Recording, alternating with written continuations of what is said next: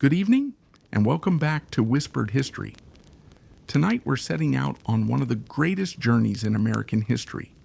Together we'll travel thousands of miles across endless prairies, rushing rivers, towering mountains, and quiet forests as we follow the remarkable story of the Oregon Trail. So settle into a comfortable position, let your breathing slow, and allow the worries of the day to gently drift away. Imagine the soft creaking of wooden wagon wheels, the distant songs of meadowlarks across the prairie, and the gentle breeze rolling through an ocean of tall grass beneath an endless sky. Before we begin our journey, if you enjoy relaxing history documentaries and peaceful stories that help you unwind, I'd love to invite you to subscribe to Whispered History. Every week, we explore fascinating civilizations, forgotten places, and remarkable true stories designed to help you relax, learn, and peacefully fall asleep. If you enjoy tonight's adventure, be sure to like this video and let me know in the comments where you'd like our next historical journey to take us. Now, dim the lights, get comfortable, and together, let's travel back nearly 200 years. Imagine standing on the edge of a quiet frontier town in the spring of 1843. The morning air is cool. Mist rises slowly from nearby rivers. Wooden buildings line muddy streets while wagons crowd every open space. Blacksmiths strike glowing iron with steady rhythm. Horses stamp their hooves impatiently. Oxen chew lazily beside towering piles of supplies.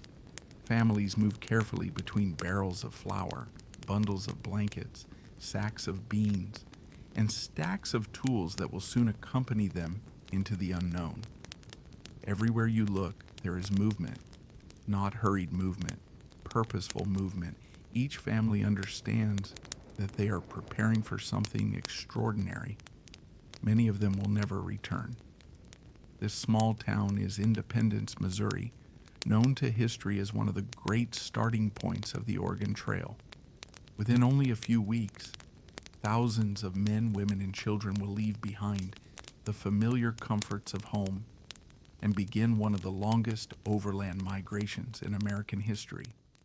Their destination lies more than 2,000 miles away, a land few have ever seen, a place described in letters as green beyond imagination, where rivers never seem to end, forests stretch farther than the eye can see, and rich valleys promise fertile farms and fresh beginnings. To reach it, they must cross nearly half a continent. The journey ahead will take 5 or 6 long months. It will carry them across vast grasslands where the horizon never seems to change, across rivers with swift currents and hidden dangers, through deserts where water is scarce, over mountains whose snowy peaks remain cold even in summer. Every mile will demand patience. Every sunrise will bring another challenge. Yet despite the hardships they know await them, more and more families continue arriving each day. Why? To answer that question, we must first understand the America they were leaving behind.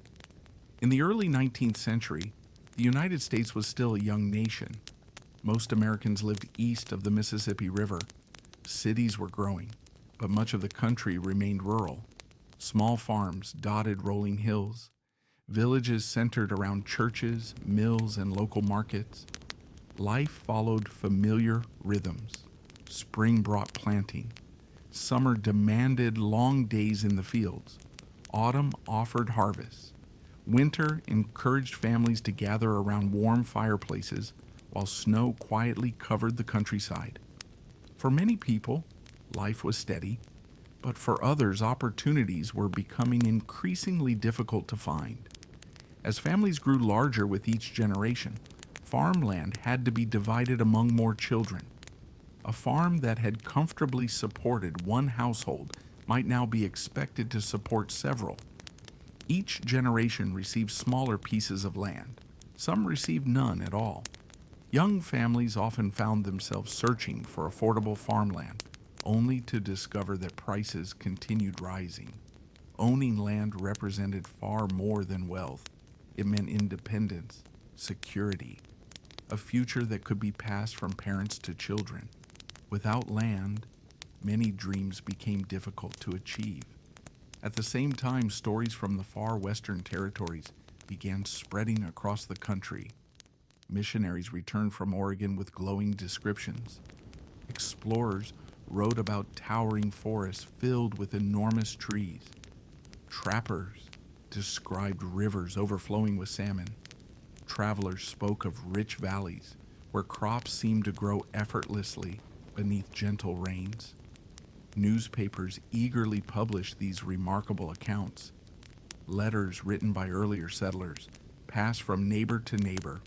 Sometimes entire communities gathered simply to hear someone read aloud a letter that had traveled thousands of miles. People listened carefully. Every sentence painted a picture of possibility, of fresh beginnings, of open skies, of a life waiting just beyond the horizon. Of course, reality was often far more complicated than those hopeful letters suggested. The Oregon country was beautiful, but reaching it required tremendous courage. Most families had never traveled more than a few dozen miles from where they had been born. Now they were preparing to cross mountains they had never seen and rivers they had never heard of. There would be no paved roads, no bridges stretching across major rivers, no railroads connecting one settlement to another, only narrow wagon tracks winding westward into an immense wilderness. Still, hope has always possessed a remarkable power, sometimes stronger than fear, sometimes stronger than common sense. People sold their farms, they auctioned furniture, they packed only what could fit inside a covered wagon. Neighbors gathered to say farewell. Parents embraced grown children. Grandparents kissed grandchildren goodbye. No one could know whether they would ever meet again. Some families departed with laughter and excitement. Others quietly wiped away tears as church bells faded behind them. Imagine standing beside one of those wagons as dawn slowly brightens the eastern sky. Canvas covers stretched tightly over curved wooden bows. Iron-rimmed wheels rest upon damp earth. Inside are nearly all the possessions a family owns: a Bible, a cast-iron cooking pot, blankets carefully folded, simple wooden chairs, precious family photographs wrapped in cloth, seeds saved from last year's harvest, perhaps even a favorite book carried across generations. Everything else has been left behind. There is something deeply moving about such a moment, a quiet understanding that life is about to change forever. The horses snort softly. Oxen shift their weight. Someone calls out that it is time to leave. The first wagons begin rolling westward. Their wheels leave fresh tracks in the muddy road. Others slowly follow, one after another. Soon, an entire procession stretches toward the horizon. The Oregon Trail has begun, and with every gentle turn of those wooden wheels, thousands of ordinary people step into one of history's greatest adventures. But before they can cross the endless plains or climb the Rocky Mountains, they must first answer an important question. What exactly should they bring with them for a journey unlike anything they have ever known? Imagine yourself climbing into one of those covered wagons as our story continues. Imagine climbing into the back of a covered wagon just as the first rays of sunlight begin warming the streets of Independence. The canvas above your head rustles gently in the morning breeze. The scent of freshly cut wood mingles with the earthy smell of leather harnesses and hay. Around you, dozens of other wagons stand waiting. Some families are making final adjustments. Others are quietly sharing breakfast before the long road ahead. There is no excitement now, only careful preparation. Everyone understands a simple truth. Once these wagons begin rolling west, there will be few opportunities to replace anything they have forgotten. Every object must earn its place. Every pound matters. The Oregon Trail was unlike any ordinary journey. Today, if we forget something while traveling, we simply stop at the nearest store. In 1843, there would be no stores waiting beyond the frontier, no repair shops, no grocery markets, no hospitals. For nearly 2,000 miles, emigrants would depend almost entirely upon what they packed before leaving Missouri. The wagon itself became a family's entire world. It served as a kitchen, a storage room, a workshop, sometimes even shelter during violent storms. Yet despite its large appearance, the inside offered surprisingly little space. The famous covered wagons were not nearly as enormous as many people imagine. Most measured only about 10 feet long and 4 feet wide. By modern standards, that is smaller than many compact automobiles. Inside that limited space had to fit months of supplies for an entire family. Food, cooking equipment, clothing, tools, medical supplies, seeds, personal belongings, everything needed to survive half a year in the wilderness. Imagine standing beside a merchant as he carefully explains what every emigrant should purchase. He points toward towering barrels filled with flour. Flour is the single most important supply. Without it, there can be no bread, biscuits, or simple meals that provide strength for the journey. A typical family might carry hundreds of pounds of flour alone. Nearby stand barrels of bacon preserved with salt. The meat is heavily cured so it can last for months without refrigeration. Beside the bacon are sacks of beans, rice, coffee, sugar, cornmeal, dried apples, tea, salt, simple foods that could survive heat, rain, and constant movement across rough trails. Fresh fruit would disappear quickly, milk would spoil, butter would melt beneath the summer sun. Every meal would become simple, practical, predictable. Yet after walking 15 or 20 miles each day, even the simplest meal often tasted wonderful. Water, surprisingly, was rarely carried in great quantities.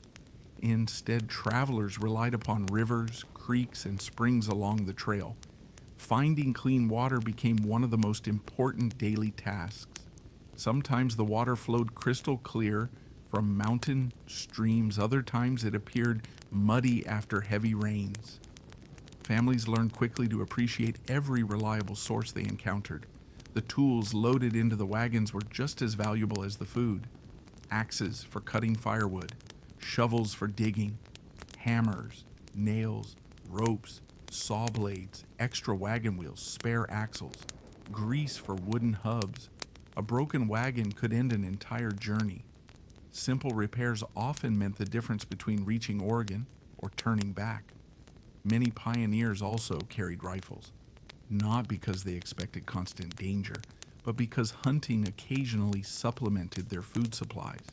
Still, historians tell us that hunting was far less common than popular stories often suggest.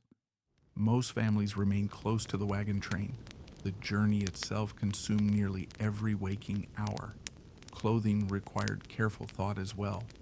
Fashion mattered very little. Durability mattered immensely.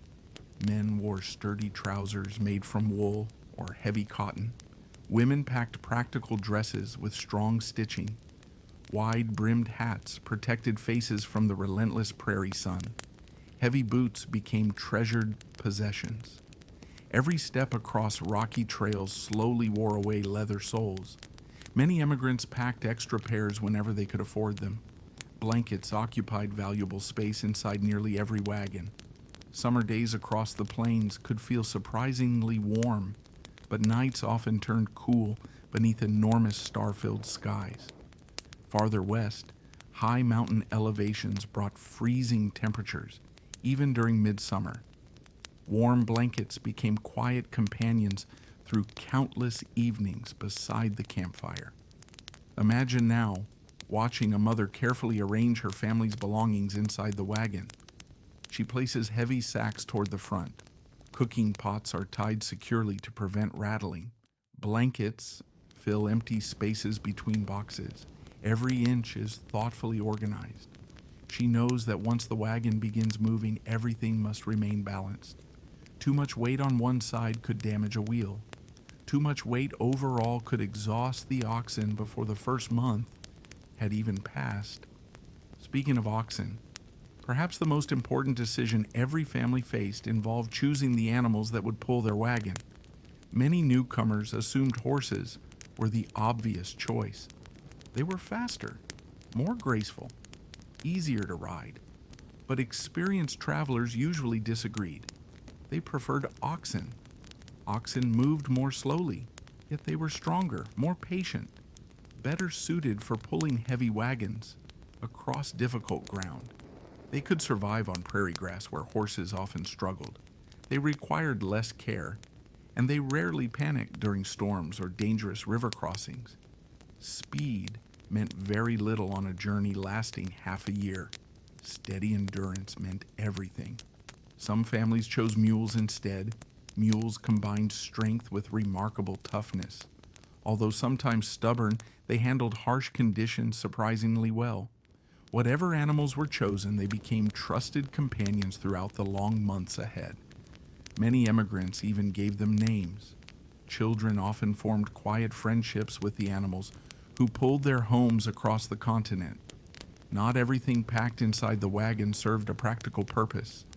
Among the tools and food were small reminders of home, family Bibles, wedding rings, handwritten letters, children's favorite toys, a quilt stitched by a grandmother, perhaps a cherished violin wrapped carefully in cloth, or a well-worn storybook read aloud around countless evening fires.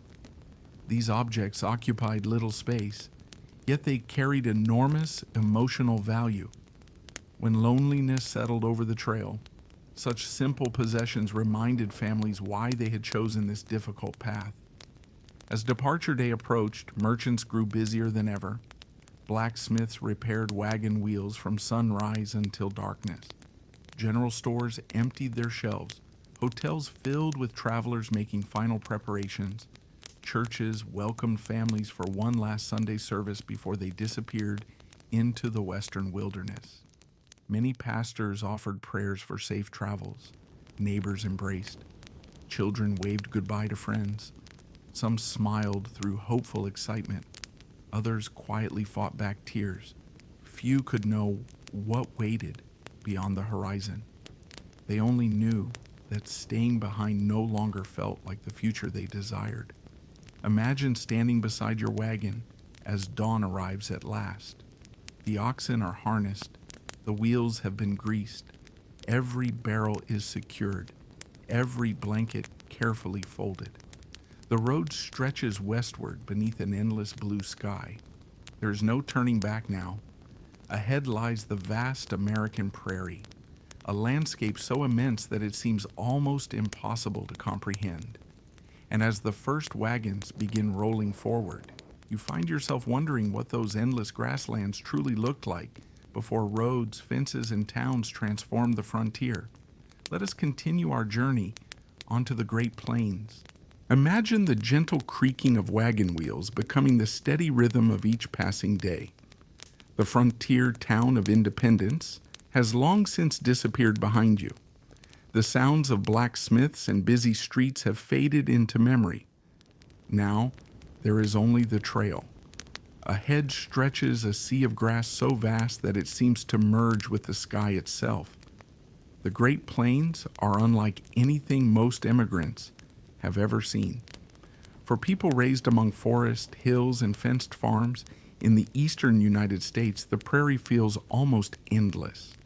There are very few trees, very few landmarks, only rolling waves of tall grass dancing softly beneath the wind. Imagine standing beside your wagon early in the morning. The sun has only just risen above the eastern horizon. The prairie glows with shades of gold and green.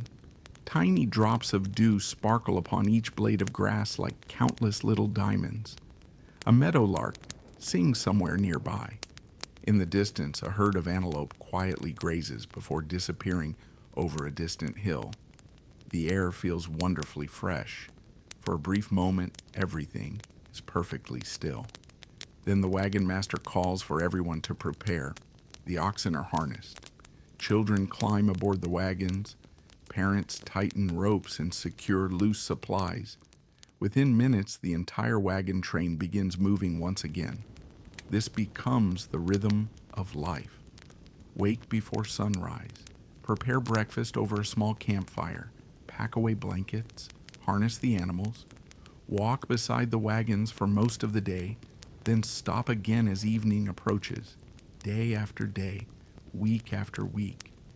Many people imagine that pioneers spent their journeys riding comfortably inside their covered wagons. The truth was rather different. Most adults walked. The wagons were already carrying hundreds, sometimes thousands of pounds of supplies. Adding the weight of several passengers made life even harder for the oxen. Instead, men, women, and even older children often walked 15 to 20 miles every single day, hour after hour, across uneven ground, through dust, over small streams, beneath the warm prairie sun. Imagine walking alongside one of those wagons. The wooden wheel turns slowly only a few feet away. Its steady creak becomes almost hypnotic. The oxen move patiently without complaint. Their pace is slow, perhaps only 2 miles each hour, yet they rarely stop. Step after step, mile after mile. The trail unfolds almost effortlessly beneath their hooves. Although the landscape appears empty at first glance, it is filled with life. Prairie grasses grow taller than a person in some places. Wildflowers bloom in brilliant colors during late spring. Butterflies drift gently across open fields. Prairie dogs stand upright beside their burrows, watching the long procession of wagons with endless curiosity. Whenever danger seems near, they disappear below ground in an instant. Above, hawks circle gracefully upon warm currents of air. Their shadows drift silently across the prairie. Occasionally, enormous herds of American bison appear. Early travelers often struggled to describe what they witnessed. Some estimated thousands. Others believed they had seen hundreds of thousands stretching across the horizon. The earth itself seemed to move.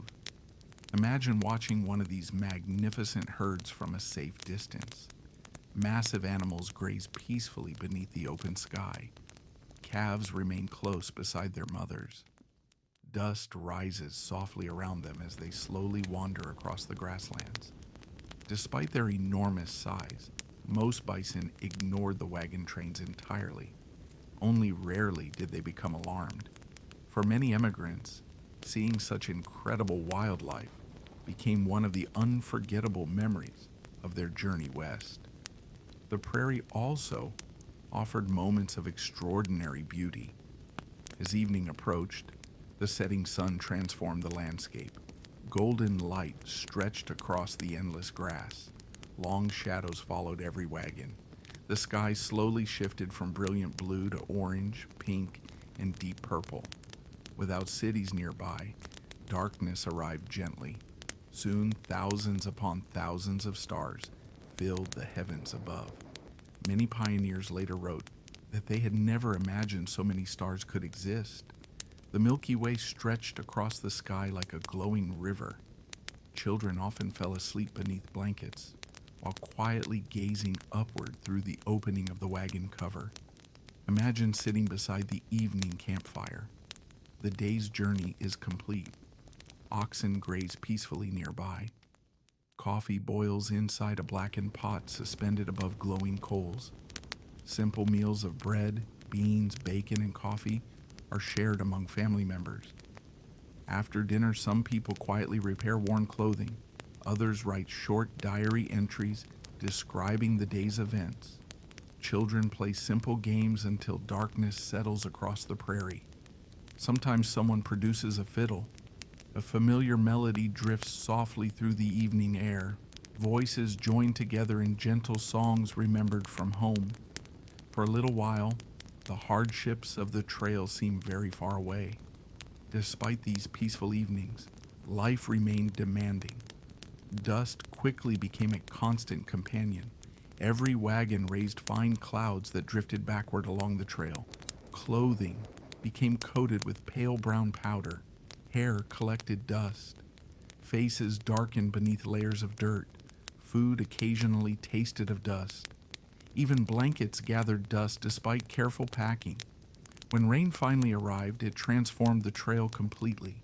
The hard-packed earth became thick mud. Wheels sank deeply into the ground. Oxen strained against heavy loads. Progress slowed dramatically. Sometimes wagons advanced only a few miles during an entire day. Travelers accepted these delays with quiet patience. Nature followed its own schedule. No one could hurry the weather. Another remarkable feature of the Oregon Trail was its sense of community. Although each family had chosen to leave home for its own reasons, no one truly traveled alone. Dozens, sometimes hundreds, of wagons formed a single train. Neighbors quickly became friends. Skills were shared freely. A blacksmith repaired broken tools for everyone. Experienced hunters occasionally provided fresh meat. Women helped care for sick children regardless of whose wagon they belonged to. When one family struggled, others usually stepped forward to help. The success of the entire wagon train depended upon cooperation. Imagine a wagon becoming stuck while crossing a muddy section of trail. One family alone might struggle for hours, but within minutes neighbors gather. Additional oxen are harnessed. Men push together against the heavy wheels. Women comfort frightened children. With one final effort, the wagon slowly rises free from the mud. Smiles appear across tired faces. Then, almost without ceremony, everyone returns to the trail. There was a quiet understanding among immigrants. Someday, another family would need help, perhaps their own. As the weeks passed, familiar landmarks slowly appeared along the route. The Kansas River disappeared behind them. The wide Platte River soon became their constant companion. Unlike the forests of the east, the Platte flowed gently across broad open plains, so shallow that early travelers often joked it was a mile wide and only 6 inches deep. For hundreds of miles, the river guided the wagon trains westward like a natural road. Its steady presence brought comfort, fresh water, green grass for the oxen, and reassurance that they remained upon the correct path. Yet even as life settled into this peaceful rhythm, experienced travelers understood that the easiest part of the journey would not last forever. Far ahead lay rivers that demanded courage, mountains that tested endurance, and dangers no careful packing could completely prevent.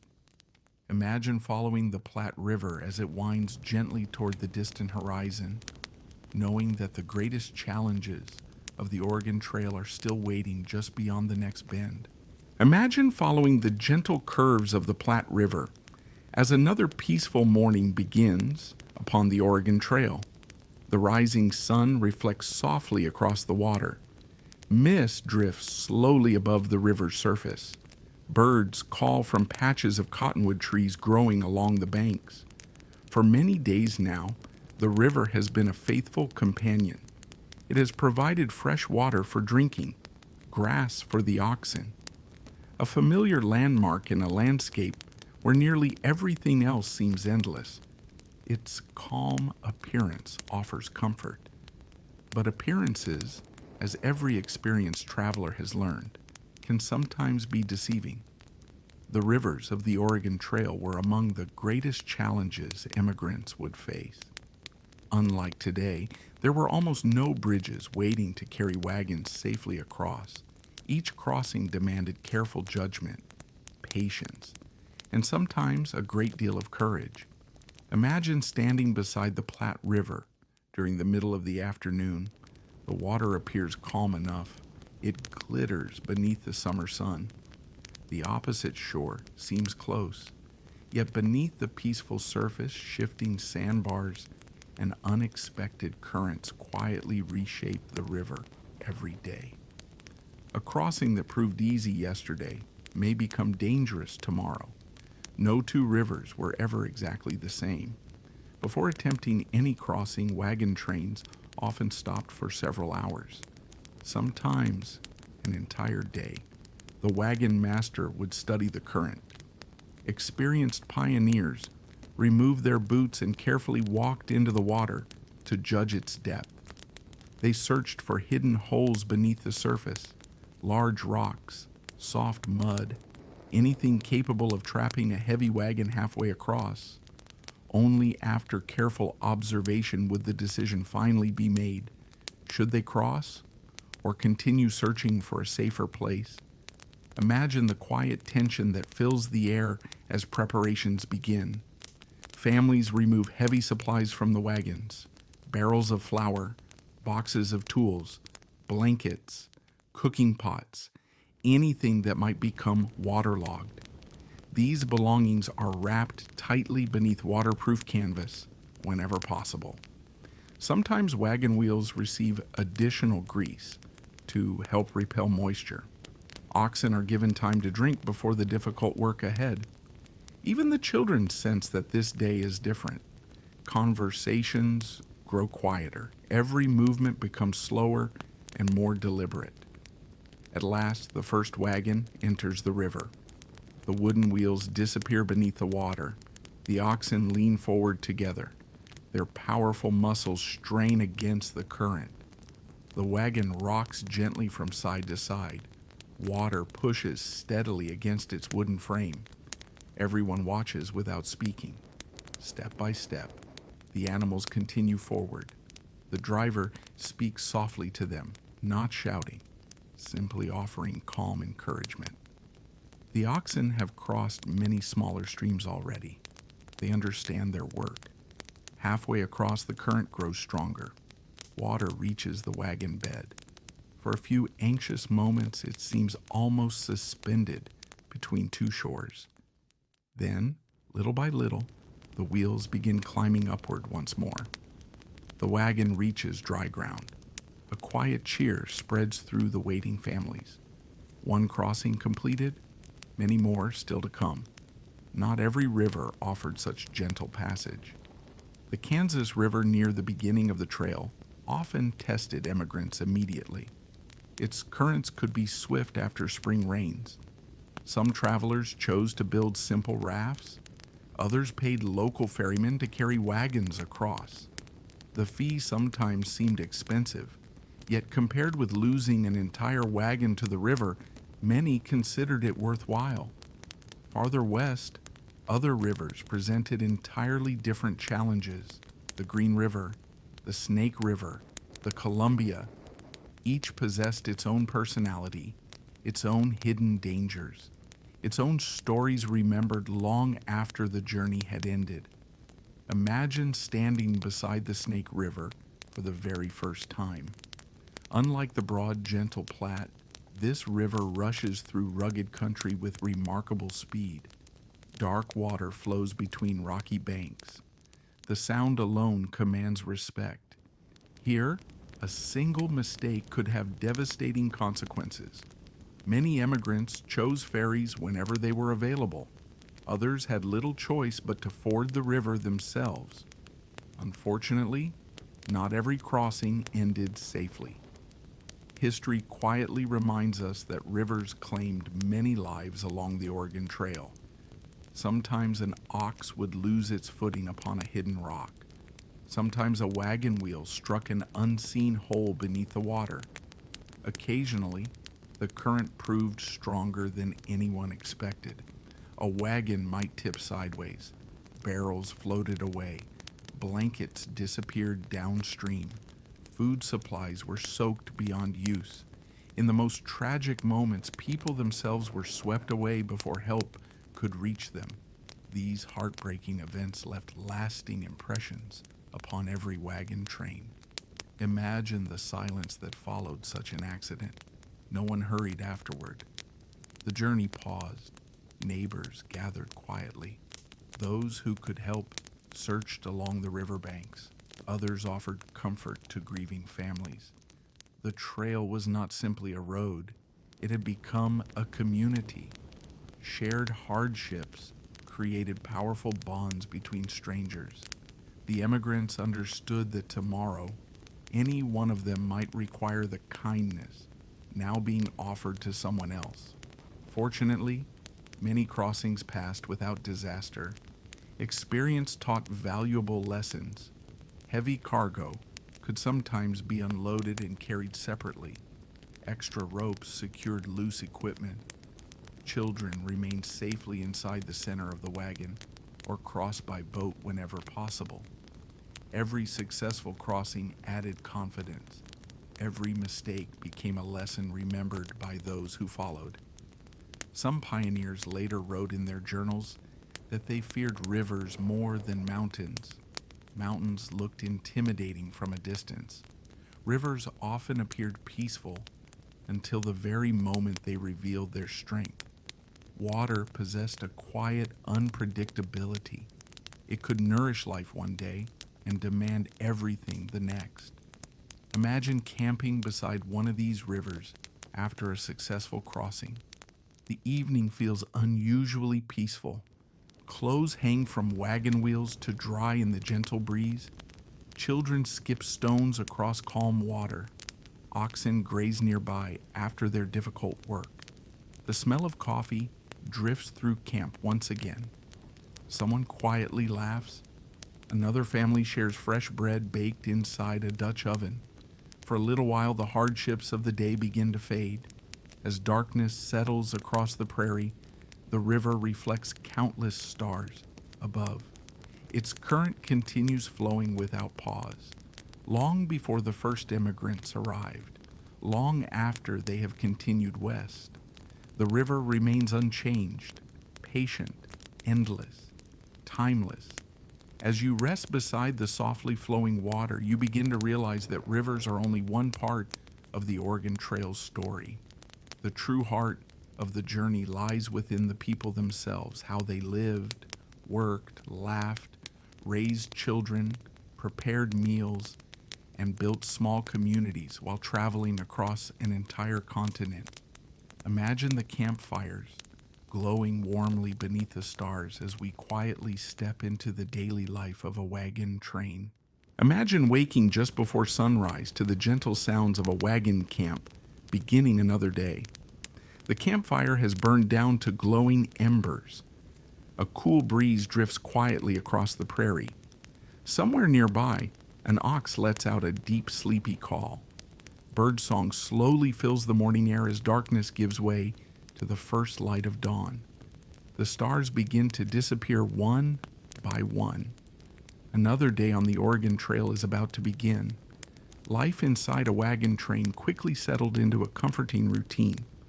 Although each day brought different scenery, the rhythm remained remarkably consistent. There was comfort in knowing what came next. Wake, prepare breakfast, harness the animals, walk until evening, make camp, sleep beneath the stars, then begin again. Imagine stepping outside your wagon while the grass is still wet with morning dew. A faint smell of wood smoke lingers in the cool air.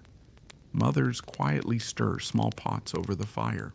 Fresh coffee begins to boil. Children rub the sleep from their eyes while wrapping themselves in blankets against the morning chill. Breakfast is usually simple, perhaps fresh biscuits baked the evening before, salted bacon warmed over the fire, cornmeal mush, beans, a cup of coffee for the adults, sometimes tea. The meals are not elaborate, but they provide the energy needed for another long day of walking. By sunrise, camp begins disappearing almost as quickly as it appeared. Blankets are folded, cooking pots cleaned. Tents, if they were used at all, are packed away. Oxen are gathered from nearby grazing areas. Harnesses are carefully fitted across their broad shoulders. Experienced families often complete the entire process with remarkable efficiency. Within an hour, there is little sign that dozens of families spent the night there. Only flattened grass, cold ashes, and faint wagon tracks leading west. Imagine walking beside your wagon once again. The steady creak of wooden wheels has become strangely familiar. It no longer sounds noisy. Instead, it feels almost comforting, like the ticking of a clock, or gentle rain falling outside a quiet window. Every family develops its own daily habits. Some parents tell stories while walking. to help pass the miles. Others quietly sing hymns together. Children collect unusual rocks or colorful wildflowers whenever the wagon train pauses. Older boys sometimes race one another across the open prairie before being called back by their parents. Young girls carefully gather feathers left behind by prairie birds. Simple discoveries become treasured memories. There are very few toys upon the trail. Imagination provides endless entertainment. Children quickly learn games requiring almost nothing. They skip smooth stones, count distant buffalo, watch clouds drifting overhead, search for shapes among towering rock formations. Many later remembered the journey not simply for its hardships, but for the freedom of living beneath enormous open skies. Education does not entirely disappear during the journey either.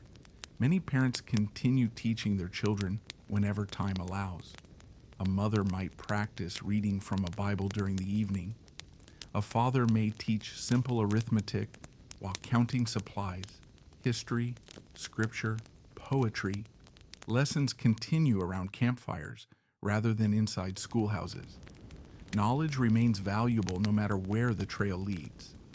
Imagine meeting one of the wagon train's older travelers, perhaps a grandfather with silver hair and weathered hands. He walks slowly now, leaning gently upon a sturdy wooden staff. As the miles pass beneath his feet, he tells stories from years long before. Stories of childhood farms, old villages back east, family celebrations, harsh winters, abundant harvests. The younger children listen with quiet fascination. His stories help preserve memories of the homes they have left behind. Every evening brings another opportunity to create new memories. Once the wagons stop for the day, everyone immediately begins preparing camp. Rather than forming a random collection of wagons, many trains arrange them into a large circle or oval. Popular imagination often suggests this was done primarily for protection from attack. In reality, it usually served much more practical purposes. The circle helped keep livestock from wandering away during the night. It created an organized camp where every family knew its place. Inside the circle, children could play more safely while adults prepared supper. Imagine standing in the center of one of these evening camps. Campfires glow warmly all around you. The smell of fresh bread baking inside Dutch ovens drifts through the cool evening air. Oxen graze peacefully beyond the wagons. Someone sharpens an axe beside the fire.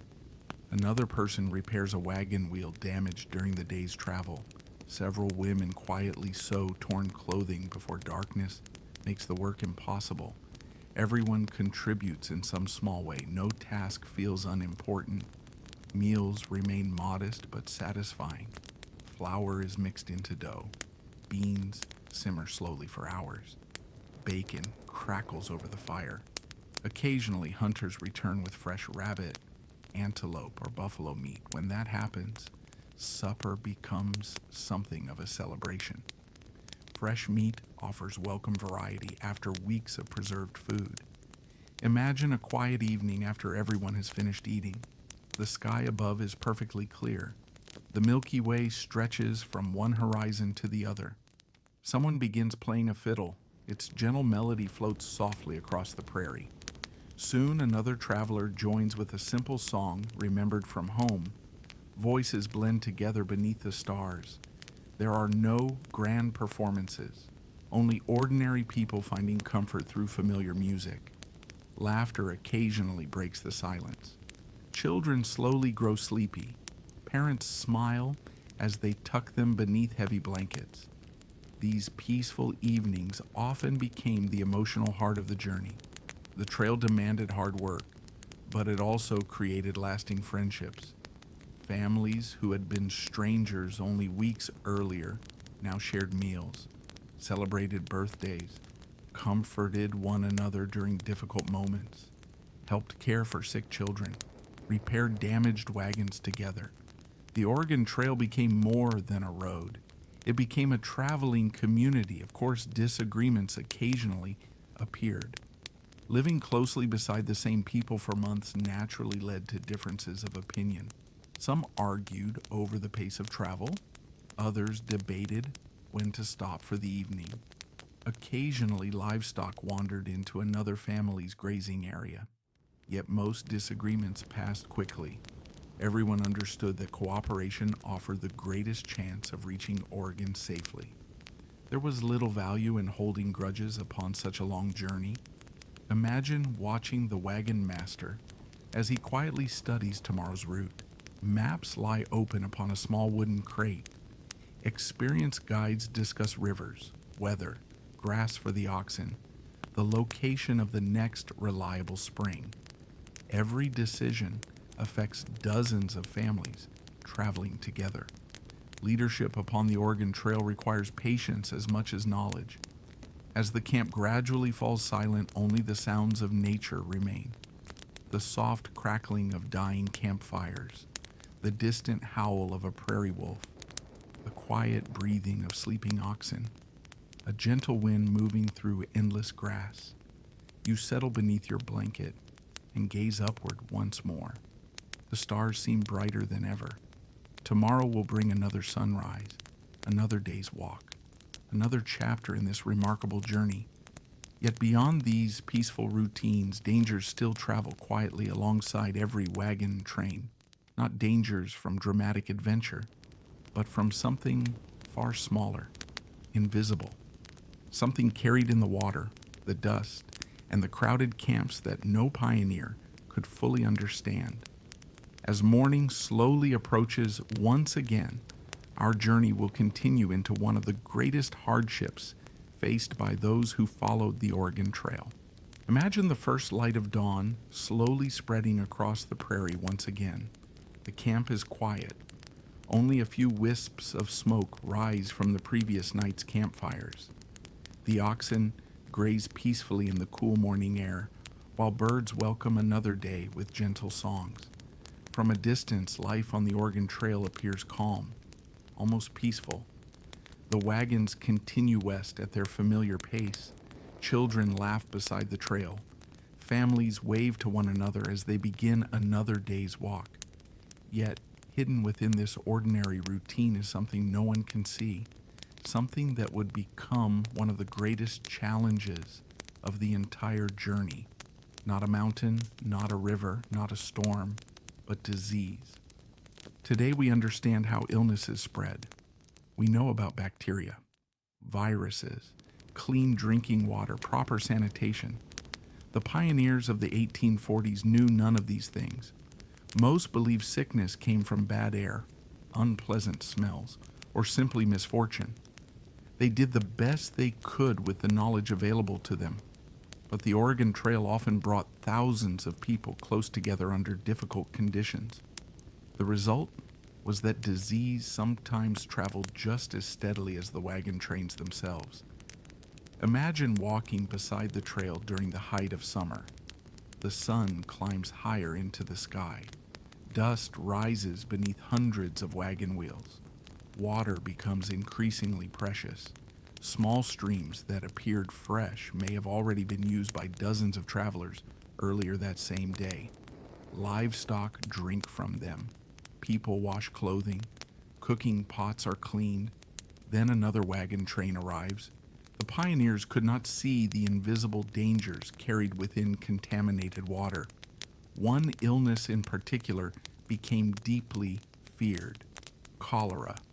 The disease had traveled across the world during the 19th century, eventually reaching North America.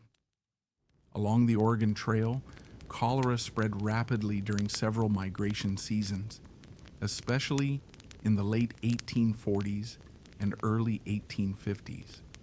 It often appeared without warning. Someone who felt perfectly healthy in the morning could become gravely ill by evening. Imagine the quiet concern spreading through a wagon train as someone begins to feel unwell. At first it seems like simple exhaustion. Perhaps the heat has become overwhelming. Maybe yesterday's long walk was simply too much. The family encourages their loved one to rest. They offer cool water, a shaded place beneath the wagon. But as the hours pass, everyone begins to realize that something more serious is happening.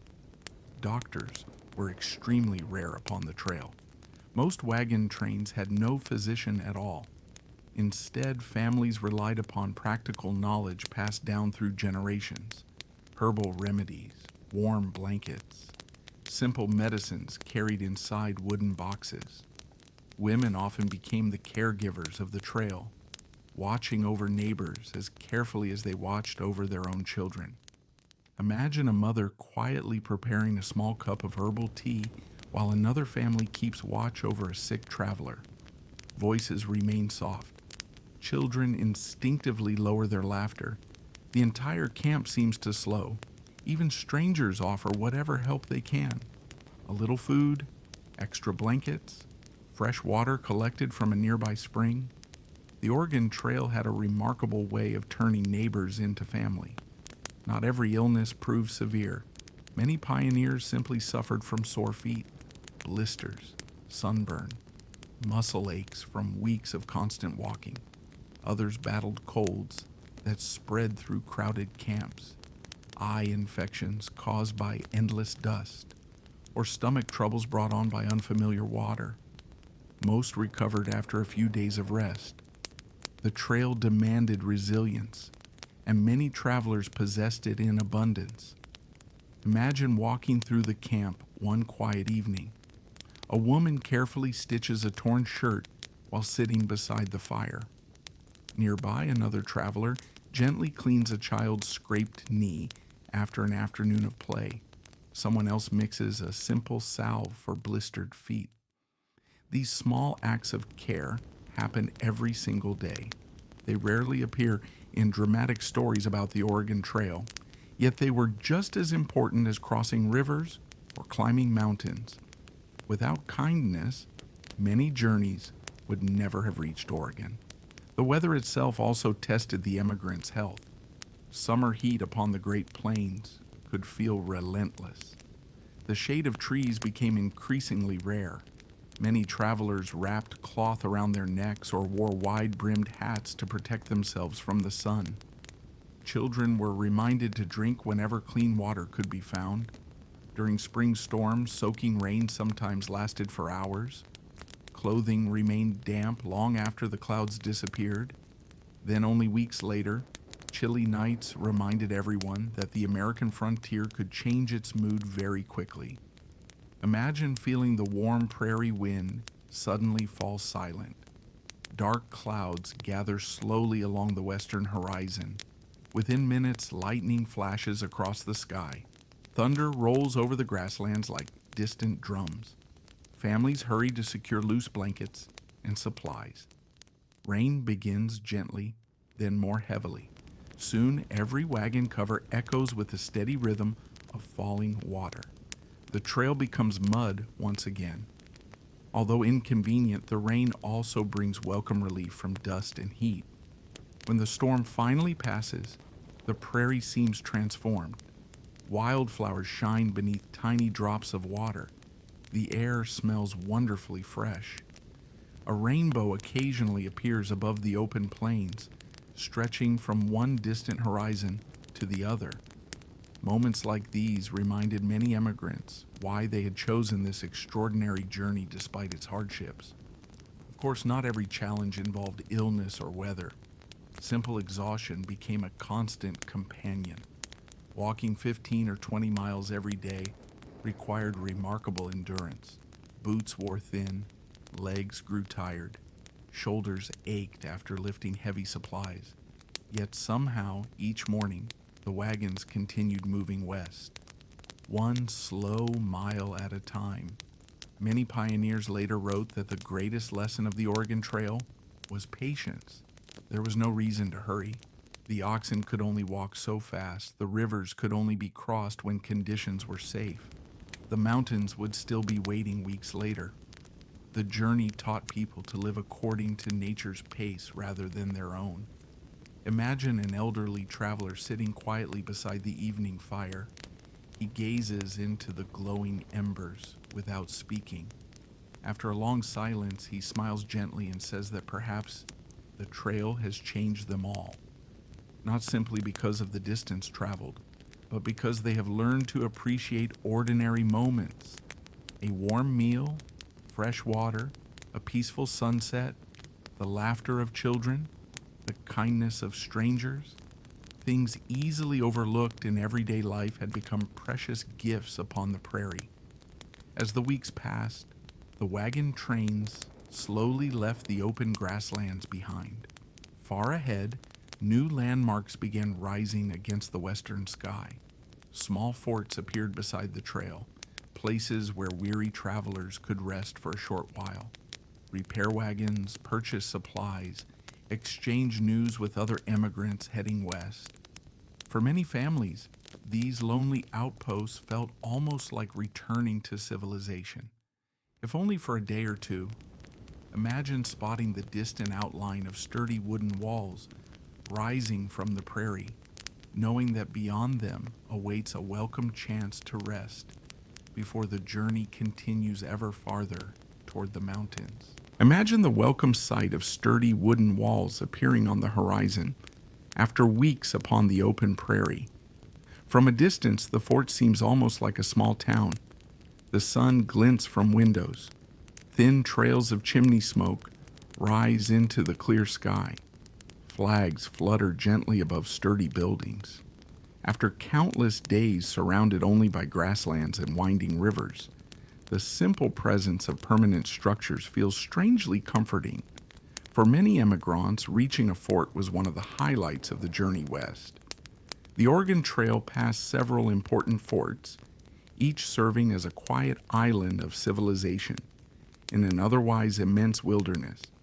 Some had been built by the United States Army. Others began as trading posts established years earlier by fur companies. Together they formed a loose chain of welcome stopping places stretching across the frontier. Imagine your wagon rolling slowly through the gates of one of these outposts. The endless creaking of wagon wheels echoes between sturdy wooden buildings. Soldiers pause from their daily duties to watch the newest arrivals. Merchants stand outside small stores displaying barrels, tools, cloth, and supplies. Blacksmiths work steadily beside glowing forges, repairing worn wagon parts with practiced hands.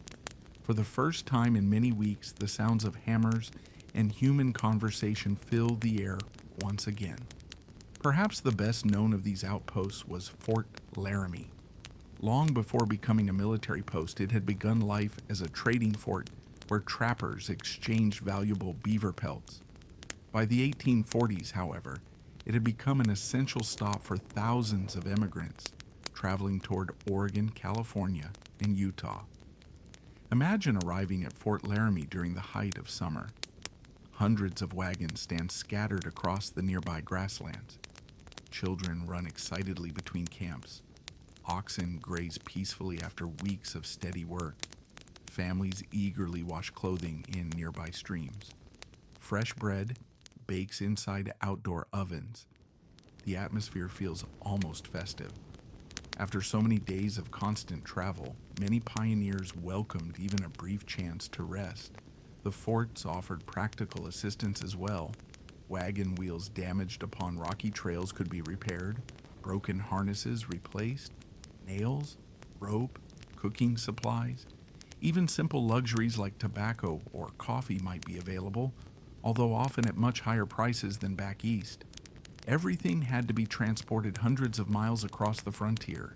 Scarcity made even ordinary goods surprisingly valuable. Imagine stepping inside a small trading store.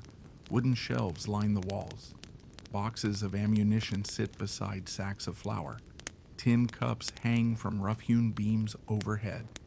Bundles of cloth wait to be purchased. Behind the counter, the merchant listens patiently as travelers compare stories from the trail. Some ask about river conditions farther west. Others inquire about weather in the mountains.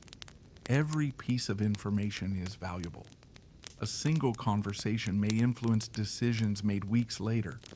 News traveled slowly across the frontier, There were no newspapers delivered each morning, no telegraphs reaching every campsite. Instead, information passed from wagon train to wagon train. Families heading east shared what they had seen farther along the trail. Those traveling west listened carefully. Which rivers were running high? Where could fresh grass be found for the oxen? Had early snow appeared in the mountains? These conversations often continued late into the evening. Imagine sitting beside a campfire near the fort while experienced travelers quietly share their stories. One speaks of towering rock formations farther west. Another describes crossing the Sweetwater River. A third smiles while remembering the first distant glimpse of the Rocky Mountains. Children listen with wide eyes. Each story makes the unknown landscape ahead seem just a little more familiar. The forts also reminded immigrants that they were not alone upon the trail. During busy years, hundreds or even thousands of people might pass through within only a few weeks. Entire wagon trains sometimes arrived on the same day. The frontier briefly became lively with greetings, trading, laughter, and shared meals. Then, just as quickly, the Great Migration moved onward once again. Imagine watching a blacksmith repair a damaged wagon wheel. His hammer rises and falls with calm precision. Bright sparks dance briefly through the air. Nearby, another craftsman carefully mends a broken axle. Without these skilled workers, many immigrants might never have continued their journey. The smallest repair often prevented much greater problems later. Not everyone stayed long. Most families understood that time remained precious. The mountains still lay ahead. Winter would eventually arrive. Every day spent resting was one less day available for crossing the high passes before snow closed the trail. Usually after only a day or two, preparations began once more. Oxen were gathered, supplies carefully packed, wheels inspected, harnesses tightened, the journey resumed. Imagine standing outside the fort early one morning as another wagon train prepares to depart. The gates slowly open. The first wagons roll quietly onto the familiar trail. Children wave farewell to new friends they may never see again. Soldiers raise their hands in greeting. Merchants watch from their doorways. Within an hour, the sounds of the fort begin fading behind you. Soon only the steady creaking of wagon wheels remains. As the weeks passed, the landscape itself slowly began to change. The broad prairie gradually gave way to rolling hills. Rocky outcroppings became more common. Strange natural landmarks appeared beside the trail. One of the most famous was Chimney Rock. Imagine seeing it for the very first time. Far across the plains, a narrow stone spire rises hundreds of feet into the sky. It seems almost impossible that nature could have shaped such a remarkable formation. For days, travelers watched it slowly grow larger. Many later described the excitement of finally reaching such a well-known landmark. It served as reassurance that they were making steady progress. Farther west stood Scott's Bluff. Its massive cliffs overlooked the trail like silent guardians of the prairie. For countless immigrants, these towering formations marked the transition between the endless plains and the rugged country beyond. Every mile now brought them closer to the Rocky Mountains, closer to the most demanding stage of their journey. Imagine pausing one final time to look back across the prairie. The grasslands stretch endlessly behind you, glowing softly beneath the afternoon sun. Ahead, faint blue mountains rise along the distant horizon. They appear peaceful from this distance, almost gentle, but every experienced traveler knows that appearances can be misleading. The greatest test of endurance upon the Oregon Trail is waiting among those distant peaks, where narrow passes, steep climbs, and breathtaking landscapes will soon welcome every wagon that dares to continue west. Imagine the distant blue outline of the Rocky Mountains, growing larger with every passing day. For weeks they have rested upon the western horizon like a dream, always visible, yet somehow never seeming to come any closer. Now that illusion begins to disappear. Each sunrise reveals sharper ridges. Snow still clings to the highest peaks, even beneath the warmth of summer. The air itself feels different, cooler, fresher. The endless prairie is gradually giving way to a landscape of rolling hills, rocky valleys, and swift mountain streams. The emigrants know they are approaching one of the most memorable stretches of the Oregon Trail. For many, the mountains had seemed almost mythical before the journey began. They had heard stories told by fur trappers and explorers. Towering peaks, deep forests, narrow passes, clear rivers flowing from snowfields high above the clouds. Now those stories are becoming reality. Imagine walking beside your wagon as the ground slowly begins to rise. The trail is no longer perfectly flat. Small hills appear more frequently. The oxen work a little harder with each mile. Their breathing grows heavier during long climbs. The wagons move more slowly. No one complains. The pace simply changes to match the land. Nature now decides how quickly the journey can continue. One of the greatest advantages enjoyed by Oregon Trail immigrants was that they did not need to cross the highest peaks themselves. Instead, they followed a remarkable natural route known as South Pass. Unlike the steep mountain passes found elsewhere in the Rockies, South Pass was broad and gently sloping. It allowed wagons to cross the Continental Divide without impossible climbs. This quiet valley would become one of the most important gateways in the history of westward migration. Imagine arriving at South Pass on a clear summer afternoon. You might expect towering cliffs pressing closely around the trail. Instead, the landscape feels surprisingly open. Rolling hills stretch gently in every direction. The climb has been so gradual that many travelers later wrote they scarcely realized they had reached the summit. There are no dramatic cliffs, no narrow ledges, only a peaceful expanse of high country beneath an enormous sky. Yet this quiet place marks a remarkable moment. Here, a few drops of rain falling to the east will eventually reach the Atlantic Ocean. Drops falling west will one day find their way to the Pacific. The Continental Divide lies quietly beneath your feet. Imagine pausing for a moment beside the trail. A cool breeze drifts across the open pass.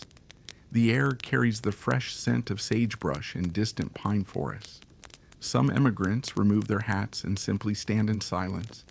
They have crossed one of North America's greatest mountain ranges, not with dramatic heroics, but through patience, steady determination, and thousands upon thousands of careful footsteps. Beyond South Pass, the scenery continues to change. The grasslands become shorter, rock formations grow more dramatic, clear streams tumble over smooth stones, fed by melting snow high above. Aspen trees shimmer gently in the mountain breeze, their leaves producing a soft whisper unlike any other tree upon the trail. Wildflowers bloom in colorful patches beside the streams. Blue, yellow, purple, bright splashes of color against the rugged landscape. Imagine filling a wooden bucket with water from one of these mountain streams. The water feels wonderfully cold, clear enough to reveal every pebble resting upon the bottom. After weeks of muddy rivers and dusty camps, its freshness feels almost luxurious. Families pause longer beside these streams whenever possible. Clothing is washed. Children splash happily along the shallow edges. The oxen drink deeply before continuing onward. Mountain weather, however, possesses a personality all its own. A bright morning can become cloudy before midday. Warm sunshine may suddenly give way to cold rain. Occasionally, even snowflakes drift gently across the highest elevations despite the summer season. Experienced travelers learn to keep warm clothing close at hand. The mountains reward preparation. Imagine watching dark clouds gather above distant peaks. The sunlight fades as shadows spread across the valleys. A cool wind rustles through nearby pine trees. Within moments, gentle rain begins tapping softly upon the wagon covers. Thunder echoes between the mountains. rolling from ridge to ridge before slowly fading into silence. Then, almost as quickly as it arrived, the storm moves on. Golden sunlight returns. Tiny drops of water sparkle upon every blade of grass. A rainbow appears against the mountainside. Nature seems to offer a quiet reminder that beauty often follows hardship. Wildlife also changes as the emigrants move higher into the mountains. Deer emerge cautiously from forest edges. Bighorn sheep stand gracefully upon rocky cliffs, watching the wagon trains from impossible heights. Golden eagles glide silently overhead. Occasionally, black bears leave tracks along muddy stream banks. Although encounters remain uncommon, most wild animals prefer to avoid the noisy procession of wagons altogether. Imagine rising early one morning before the rest of the camp has awakened. Mist lingers among the trees. The only sounds are birds greeting the new day and the gentle flow of a nearby stream.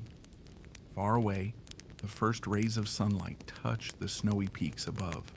They glow with soft shades of pink and gold before slowly brightening into brilliant white. It is a moment of extraordinary peace, one that many pioneers would remember for the rest of their lives. Although the mountains inspire awe, they also remind everyone that the journey is far from over. The Pacific Ocean remains hundreds of miles away. The fertile valleys of Oregon are still beyond the horizon. Much difficult country lies ahead, yet every step westward brings renewed confidence. The hardest decision has already been made: to leave home. Everything since then has simply been the steady work of continuing forward. Imagine gathering around the evening fire after successfully crossing South Pass. Faces glow warmly in the flickering light. Someone quietly remarks that they are now closer to the Pacific than to the homes they left behind. The thought hangs gently in the evening air. No one speaks for several moments. The realization feels both exciting and strangely bittersweet. There is no turning back now. The trail continues onward into lands unlike anything most immigrants have ever imagined. Soon they will leave the familiar waters flowing eastward and begin following rivers that carry them toward the setting sun. The mountains have been crossed. Now a new chapter begins as the wagon trains descend toward the valleys and winding rivers of the American West, where another remarkable landscape patiently awaits beyond the next ridge. Imagine beginning the long descent from the Rocky Mountains as the morning sun gently illuminates the valleys below. The air remains cool and wonderfully clear. Pine forests blanket the hillsides. Mountain streams weave quietly through meadows filled with wildflowers. Behind you lie the broad plains and the great continental divide. Ahead stretches an entirely new landscape, one shaped by rivers flowing steadily toward the Pacific Ocean. For many immigrants, this stage of the Oregon Trail felt like entering another world. The familiar prairie had disappeared. The open horizon had been replaced by winding valleys and distant ridges. Each bend in the trail revealed fresh scenery, new plants, new animals, new challenges. Imagine following a narrow trail beside a clear mountain stream. The water tumbles gently over smooth stones, creating a constant soothing melody. The wagons move carefully along the uneven ground. The oxen maintain their patient pace. Their hooves find secure footing among rocks and packed earth. Every step requires a little more attention than before, yet the beauty surrounding the travelers makes the slower progress feel worthwhile. Soon the emigrants reach one of the most important waterways of the Western journey, the Snake River. Its name had been familiar to many long before they ever saw it.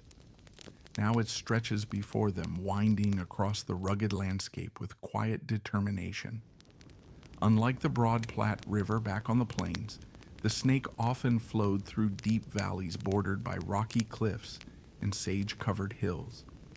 Imagine standing beside its banks during the early evening. The river reflects the fading sunlight in shimmering ribbons of gold. The current moves steadily westward. Cottonwood trees sway gently along the shoreline. Birds skim low across the water before disappearing into the gathering twilight. It is peaceful, almost timeless. Yet the immigrants know this river demands respect. For hundreds of miles, the Oregon Trail follows the Snake River through what is now southern Idaho. The river provides a valuable guide. Its course helps travelers navigate an otherwise unfamiliar landscape. Fresh water is never far away. Grass still grows along portions of its banks. Fish occasionally supplement the immigrants' meals when time allows. But the route beside the Snake River is rarely easy. Imagine walking beside your wagon across dry volcanic soil. The ground is scattered with dark rocks formed by ancient lava flows, thousands of years before the first wagon ever arrived. The landscape appears almost otherworldly. Sagebrush stretches across the hills. Juniper trees cling stubbornly to rocky slopes.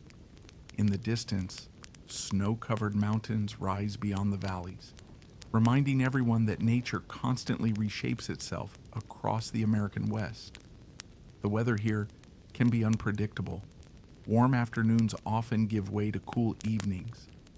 Strong winds sweep across the open country, carrying fine dust that settles quietly upon blankets, clothing, and wagon covers. Even after weeks on the trail, the emigrants have never quite grown accustomed to dust. It seems to find its way into every corner of daily life. Yet they continue onward with remarkable patience. Imagine pausing beside a small spring, bubbling gently from the hillside. The water is cold and wonderfully clear. Families eagerly refill wooden barrels and buckets. Children laugh as they splash their hands in the refreshing stream. The oxen drink deeply before settling into the nearby grass. Simple moments like these become treasured pauses in the long journey west. The Snake River country is also home to remarkable wildlife. Golden eagles soar high above the cliffs. Coyotes call softly across the valleys during the evening hours. Beavers quietly build their lodges along slower sections of the river. Occasionally, travelers glimpse elk grazing in distant meadows during the cool hours of morning. The immigrants are visitors passing through a landscape that has supported countless forms of life for thousands of years. Imagine rising before dawn one morning. The entire camp still sleeps. Only the gentle murmur of the river breaks the silence. A thin layer of mist floats just above the water. As the first sunlight reaches the valley, everything slowly awakens. Birds begin singing from nearby trees. The cool air carries the scent of sage and pine. It is difficult not to pause and simply admire the quiet beauty surrounding the trail. Of course, daily life continues much as it always has. Breakfast is prepared over small campfires. Harnesses are checked carefully.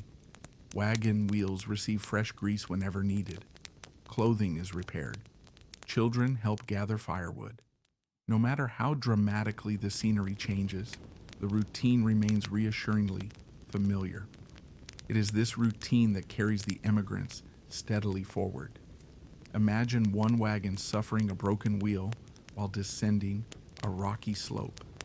The sharp crack echoes through the valley. Immediately, neighboring families stop to help. Tools appear almost instantly. Someone cuts fresh timber for a temporary repair. Another lends spare iron fittings carried all the way from Missouri. Within a few hours, the wagon is moving once again. The trail teaches an important lesson over and over. No family truly succeeds alone. As the weeks pass, subtle signs begin to suggest that the journey is entering its final stages. The air grows slightly more humid, forests become thicker, streams appear more frequently. The landscape feels greener than it did upon the dry plains or among the sage-covered hills. Many immigrants can hardly contain their excitement. Letters from earlier settlers had described Oregon as a land of towering trees and fertile valleys. At last, Those descriptions no longer seem impossibly distant. Imagine gathering around the evening fire as conversations begin to change. Instead of speaking only about tomorrow's route, families quietly wonder what their new homes might look like. Will the soil truly be as rich as people claimed? Will orchards flourish there? Will their children grow up surrounded by forests instead of prairies? The questions drift through the campfire, smoke beneath a sky filled with stars. No one yet knows the answers, but hope grows stronger with every passing mile. Still, one significant challenge remains before the immigrants can finally reach the valleys of Oregon. Ahead rises a rugged chain of heavily forested mountains. Unlike the broad openness of South Pass, these mountains are steeper, darker, covered with towering evergreens. The Blue Mountains await, offering one final great test before the long journey finally draws toward its peaceful conclusion. Imagine watching those distant forested ridges slowly emerge against the western sky, knowing that beyond them lies the land so many families have dreamed about for months, and for some, for an entire lifetime. Imagine the first glimpse of dark forest rising ahead like a great green wall beneath the afternoon sky. For months, the immigrants have traveled across open grasslands, broad river valleys, and rolling sagebrush country. Now the landscape changes once again. The horizon is no longer distant. Instead, it is filled with gentle mountain ridges, covered by towering pine, fir, and cedar trees. The Blue Mountains stand quietly before the wagon trains, beautiful, peaceful, and more demanding than they first appear. For many travelers, reaching these mountains brought mixed emotions. Excitement grew stronger with every mile. Oregon was finally close. Yet the Blue Mountains reminded everyone that the journey was not quite finished. Nature always seemed to reserve one more challenge. Imagine guiding your wagon toward the first wooded slopes. The familiar prairie wind fades beneath the shelter of the trees. The air becomes cooler. The scent of pine needles fills every breath. Sunlight filters softly through the branches, creating shifting patterns of light and shadow upon the trail. After so many weeks beneath endless skies, the shade feels wonderfully refreshing. The forests themselves are unlike anything many immigrants from the eastern states expected. The trees rise high above the wagons. Some have stood quietly for centuries before the first pioneers ever arrived. Their trunks are thick, their branches stretch toward the heavens. The gentle whisper of wind through countless needles creates a constant, soothing sound that follows the travelers throughout the day. Imagine walking beside your wagon beneath these towering trees.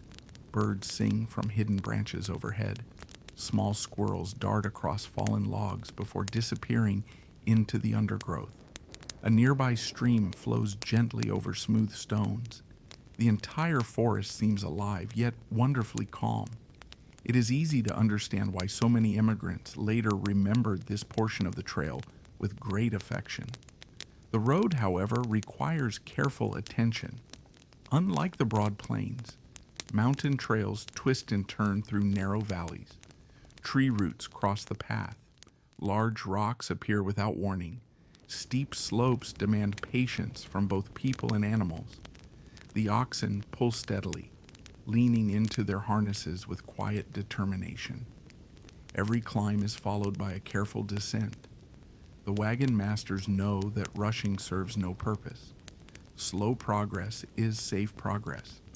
Imagine standing beside a wagon as it carefully descends a steep hillside.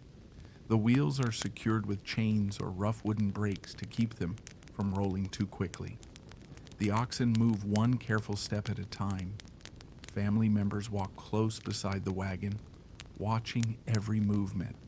No one speaks very loudly. Concentration fills the quiet forest.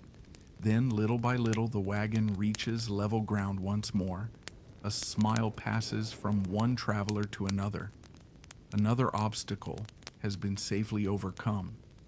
Fresh water remains abundant throughout the Blue Mountains. Clear streams flow down from the higher elevations, crossing the trail again and again. The emigrants welcome these opportunities to rest. Imagine kneeling beside a cool mountain creek. The water is so clear that every pebble beneath the surface is perfectly visible. You cup your hands and take a refreshing drink. After months of dusty travel, the cold mountain water feels almost miraculous.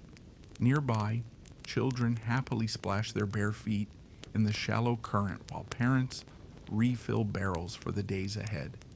The forest also provides something that had become increasingly scarce across the open plains: wood. Firewood can now be gathered with relative ease. Campfires burn brightly each evening. Fresh pine fills the air with a pleasant fragrance as logs slowly crackle beneath cooking pots. Simple comforts return: warm fires, abundant shade, the familiar sound of birds nesting among the trees. Imagine the wagon train making camp in a peaceful forest clearing. The wagons form their usual circle. Smoke rises gently through the branches before disappearing into the evening sky. Children collect pine cones while older travelers gather fallen branches for tomorrow's fire. Someone quietly remarks that this is the most beautiful campsite they have seen since leaving Missouri. Others smile in quiet agreement. There is something deeply comforting about sleeping beneath tall trees after so many months upon the open prairie. Wildlife remains plentiful in these mountains.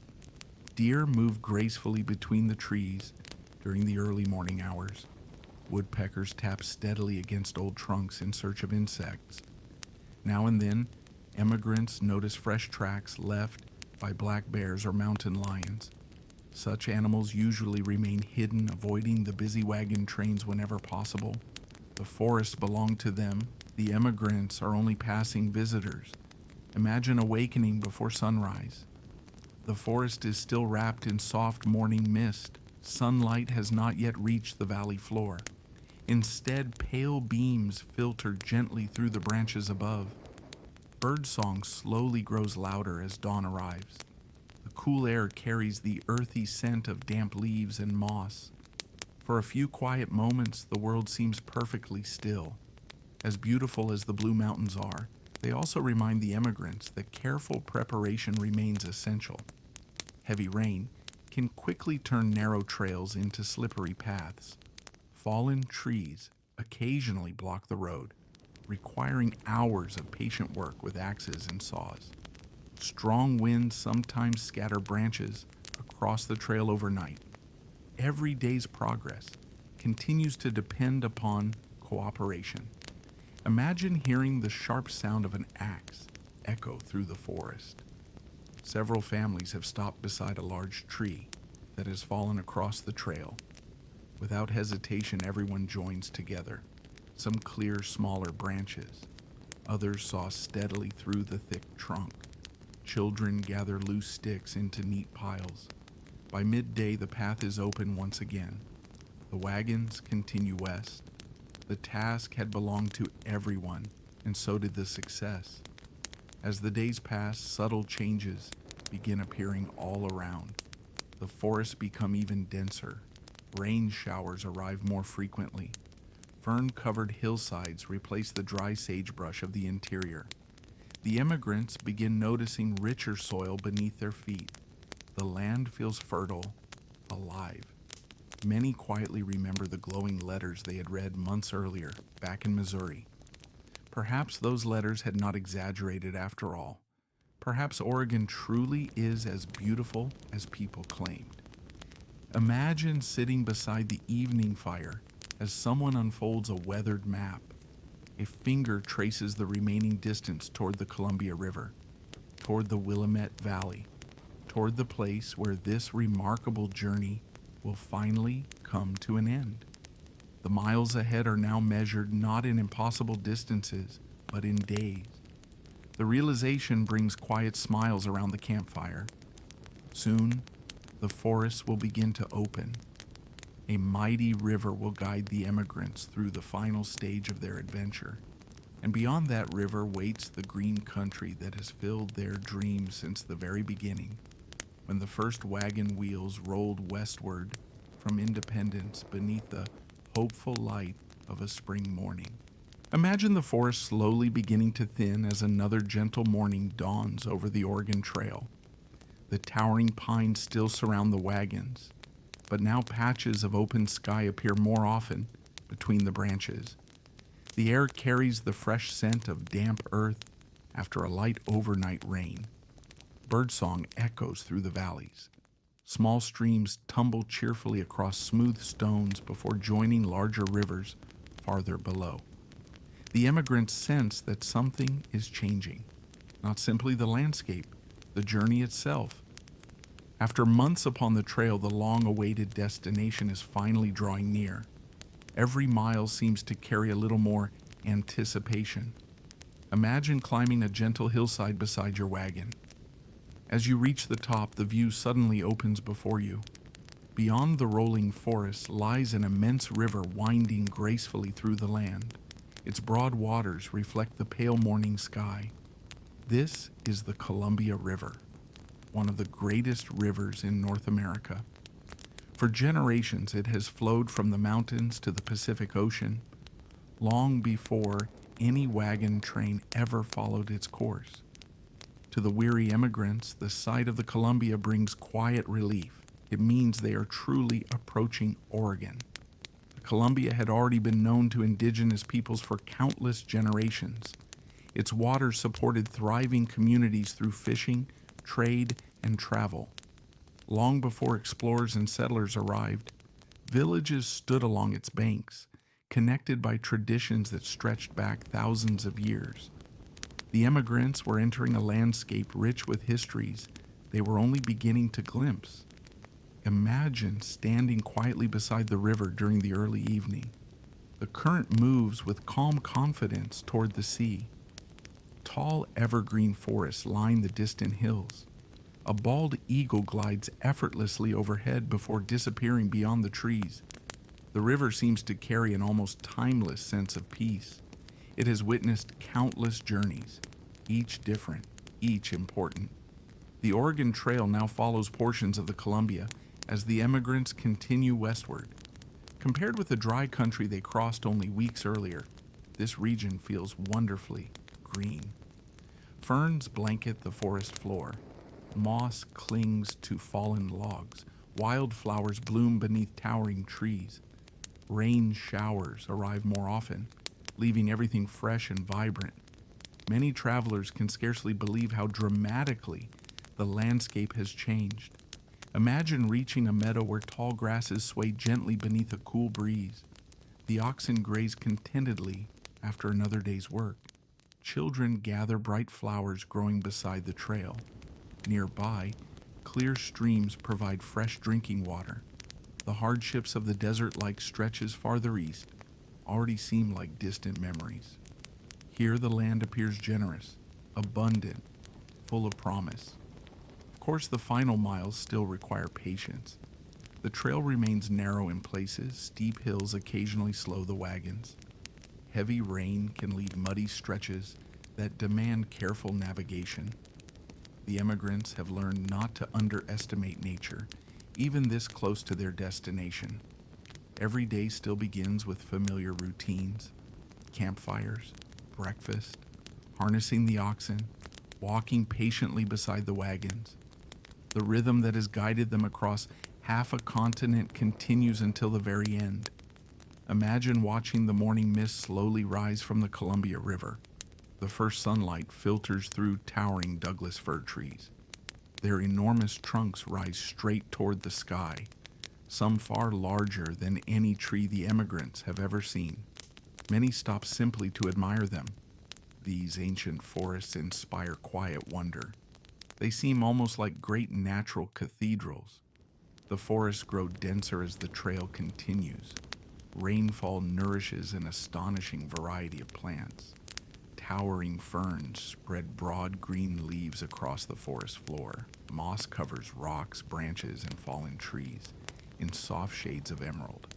The air feels wonderfully cool even during the warmer hours of the day. Everything seems alive. Imagine listening carefully as the forest awakens around you. Woodpeckers tap rhythmically against old trees. Songbirds call from hidden branches. A gentle breeze stirs the highest treetops. Far away, the sound of flowing water never entirely disappears. It is a peaceful landscape, one that invites quiet reflection after so many months of travel. As the emigrants move deeper into Oregon country, conversations begin changing once again. Instead of discussing river crossings or mountain passes, families now wonder where they might settle. Some hope to establish farms in fertile valleys. Others dream of orchards filled with apple and pear trees. A few hope to build mills beside fast-flowing rivers. Every conversation is filled with possibility. Imagine sitting beside the evening fire while one father quietly unfolds a small cloth bag. Inside are seeds carefully carried all the way from Missouri.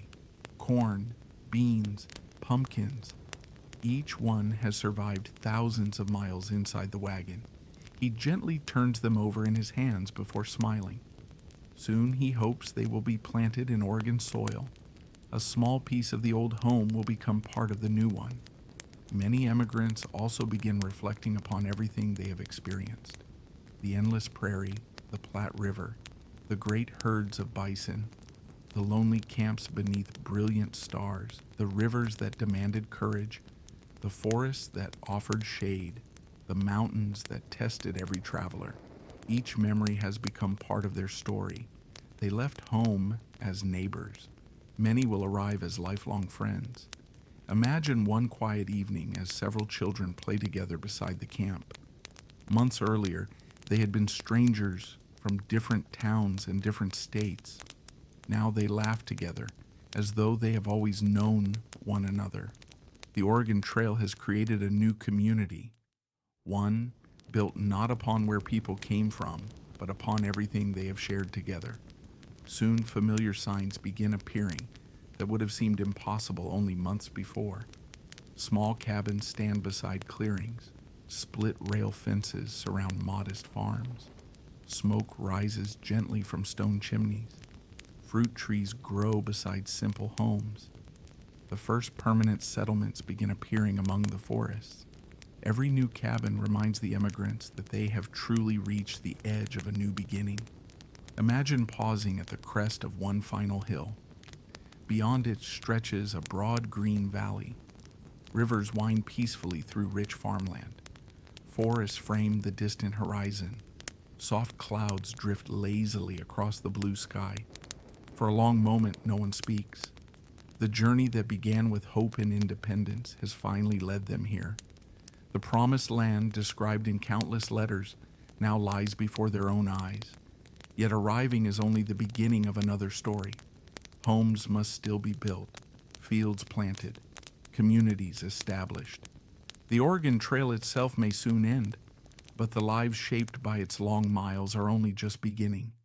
Imagine the wagon slowly rolling down into that peaceful valley, carrying not only families and supplies, but months of memories, quiet courage, and dreams that are finally ready to take root in the rich soil of Oregon.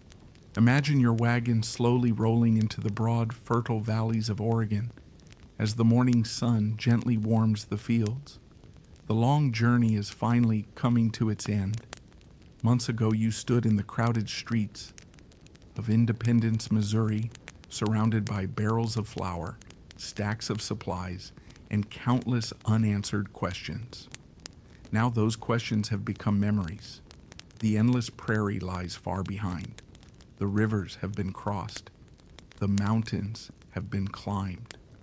Before you stretches a landscape of quiet rivers, towering forests, and rich farmland that many emigrants once knew only through hopeful letters. The feeling is difficult to describe. There is joy, relief, gratitude, and perhaps a little disbelief. Imagine stopping your wagon beside a gentle stream flowing through the Willamette Valley. The grass is deep and green. Wildflowers sway softly beneath the breeze. Great oak trees spread their branches across the rolling countryside. In the distance, snow-capped Mount Hood rises high above the horizon, watching silently over the land. The valley feels peaceful, welcoming, as though it has been patiently waiting for those who have traveled so far to reach it. For many immigrants, the Willamette Valley represented everything they had hoped to find. Its soil was remarkably fertile. The mild climate allowed crops to flourish. Rain arrived regularly enough to nourish the fields without the long periods of drought experienced farther east. Streams and rivers provided fresh water throughout the year. After months spent carefully rationing supplies, the abundance of Oregon must have seemed almost extraordinary. Imagine kneeling down and picking up a handful of the dark, rich earth. It crumbles softly between your fingers. This is the soil that will grow wheat, corn, vegetables, fruit orchards. This handful of earth represents something far greater than farmland. It represents permanence, a place where children might grow into adults, where homes will stand for generations, where families who once lived inside wagons can finally rest beneath roofs they build with their own hands. Yet arriving does not mean life suddenly becomes easy. The work is only beginning. Imagine watching a family choose the place where they hope to build their first cabin. There are no finished roads, no ready-made houses waiting for them, only open land and opportunity. The father studies the nearby stream. The mother notices the rich pasture where future livestock might graze. The children run through the tall grass, already imagining the home that will soon stand there. The first task is finding shelter before winter arrives. Many families begin by building simple log cabins. Large trees provide sturdy timber. Neighbors often gather to help raise walls together, just as they had helped repair wagons along the trail. The same spirit of cooperation that carried them across the continent now helps them establish entirely new communities. Imagine hearing the sound of axes echoing through the forest. Fresh pine fills the cool afternoon air. Logs are carefully fitted together one by one. Children gather smaller branches while adults split firewood. By evening, the outline of a new cabin begins to emerge. It is modest, simple, but it is home. Fields must also be prepared. The rich soil is cleared of roots and stones. Wooden fences are built to protect future crops. Seeds carried all the way from Missouri are finally planted into Oregon earth. Imagine that small cloth bag of seeds being opened once again. For months it traveled safely inside the wagon. Now each seed is gently placed into the ground, a simple act, yet one filled with hope. The first harvest will not arrive immediately. Patience is still required. The Oregon Trail may have ended, but farming has its own steady rhythm. Seasons cannot be hurried. The first settlers quickly discover that Oregon offers remarkable natural beauty in every direction. Dense evergreen forests stretch across the hills. Clear rivers flow through broad valleys. Snow remains upon distant mountains throughout much of the year. Wildflowers bloom across open meadows each spring. The landscape changes with the seasons, yet always seems peaceful. Imagine taking a quiet walk one evening after the day's work is finished. The air is cool. The scent of cedar drifts through the forest.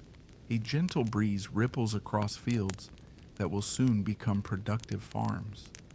Birds settle into the trees as the sun slowly disappears beyond the western hills. For the first time in many months, there is nowhere else you must travel tomorrow. The journey is complete. Many immigrants write letters back to friends and relatives in the East. These letters become some of the most influential documents of the 19th century. Imagine one woman sitting beside the window of her newly built cabin. A candle flickers softly beside her. She carefully dips a pen into ink and begins writing. She describes the fertile land, the towering forests, the clear rivers, the difficult journey that brought her family safely west. She does not hide the hardships. She remembers the rivers, the dust, the long days of walking, the aching feet, the moments of uncertainty. But she also writes about hope, about opportunity, about the quiet satisfaction of beginning again. Months later, that letter will be read aloud in a small town thousands of miles away. Another family will listen carefully. Another dream will begin to grow. In this way, the Oregon Trail continues, not simply as a road, but as an idea carried from one generation to the next. Of course, these new settlements were not built upon empty land. For thousands of years, Native American nations had lived throughout the valleys, forests, and rivers of Oregon. They possessed deep knowledge of the land and maintained rich cultures long before the first wagon arrived. As increasing numbers of settlers established permanent homes, profound changes followed. New communities expanded. Traditional ways of life were disrupted. Treaties were negotiated, often unfairly. Conflicts and displacement became part of Oregon's history as settlement continued to grow. It is an important reminder that the story of the Oregon Trail includes many different experiences, not all of them hopeful. History is rarely simple. It is made from many voices, each carrying its own memories. Imagine the sun setting over the Willamette Valley on one peaceful autumn evening. Golden light spreads across newly harvested fields. Thin ribbons of smoke rise from cabin chimneys. Children's laughter drifts gently across the cool air. Nearby, a wagon stands quietly beside the home it helped carry across an entire continent. Its wheels no longer creak along dusty trails. Its long journey has finally come to rest. But the story of the Oregon Trail does not end here. The thousands of ordinary families who made this remarkable journey would leave a lasting mark upon the history of the United States. Their footsteps would shape roads, towns, states, and the future of an entire nation. Imagine looking once more toward the distant eastern horizon, where the trail began so many months ago, and quietly reflecting on how a single road across the wilderness forever changed America. Imagine standing quietly beside an old wagon, resting at the edge of a peaceful Oregon field. Its canvas has long since been removed. The wooden wheels no longer turn. Grass grows gently around its frame. The long journey across the continent has become a memory. Yet the path those wheels once followed continues to shape history long after the travelers themselves have settled into their new homes. The Oregon Trail was never simply a road. It became one of the great turning points in the story of the United States. Over several decades, hundreds of thousands of immigrants traveled west along its winding course. Some sought farmland in Oregon. Others continued toward California after the discovery of gold. Still others journeyed to Utah or the Pacific Northwest to begin entirely new lives. Each family carried its own hopes, its own fears, its own dreams for the future. Together, they helped transform the American West. Imagine looking down upon the continent from high above. The trail stretches like a thin ribbon across rivers, plains, deserts, and mountains. What began as little more than wagon tracks gradually became a corridor connecting distant regions of the country. Small camps beside the trail slowly grew into villages. Villages became towns. Some eventually developed into thriving cities that still exist today. Places that once welcomed only an occasional wagon train became permanent communities filled with schools, churches, businesses, and farms. Many settlements owe part of their early growth to the steady flow of immigrants passing through. Imagine visiting one of those frontier settlements several years after the first wagon trains arrived. Where there had once been only open prairie now stands a small main street. Children walk toward a simple schoolhouse. A blacksmith's hammer rings steadily across the village. Fresh bread cools inside the bakery. Farmers bring wagons, loaded with grain, to nearby mills. Life has settled into familiar rhythms once again. The wilderness has slowly become home. The Oregon Trail also changed the nation's understanding of distance. Before the Great Migrations, the Pacific Northwest had seemed unimaginably remote to many Americans living in the East. Maps showed vast regions with few settlements. Travel required months of careful planning. But each successful journey proved that crossing the continent, while difficult, was possible. Every wagon train expanded the country's sense of what lay within reach. Imagine a young child growing up in one of these newly established communities. To their parents, Oregon will always be remembered as the end of a long and difficult trail. To the child, however, it is simply home.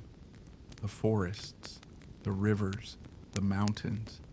They are ordinary parts of everyday life. One generation crossed the continent. The next would grow up without ever having seen the place where that remarkable journey began.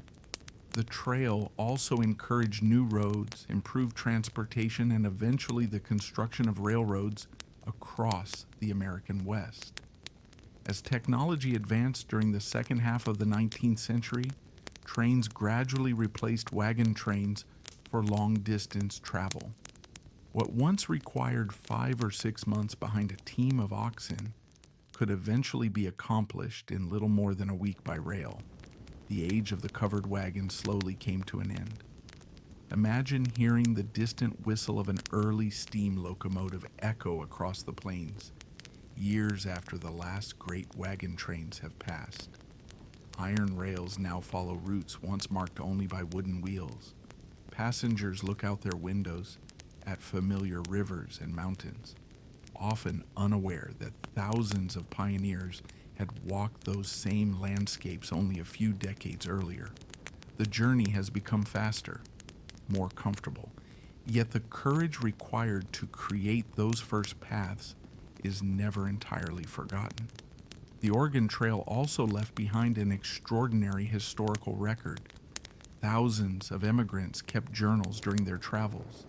Some wrote only a few sentences each evening. Others filled entire notebooks with careful observations.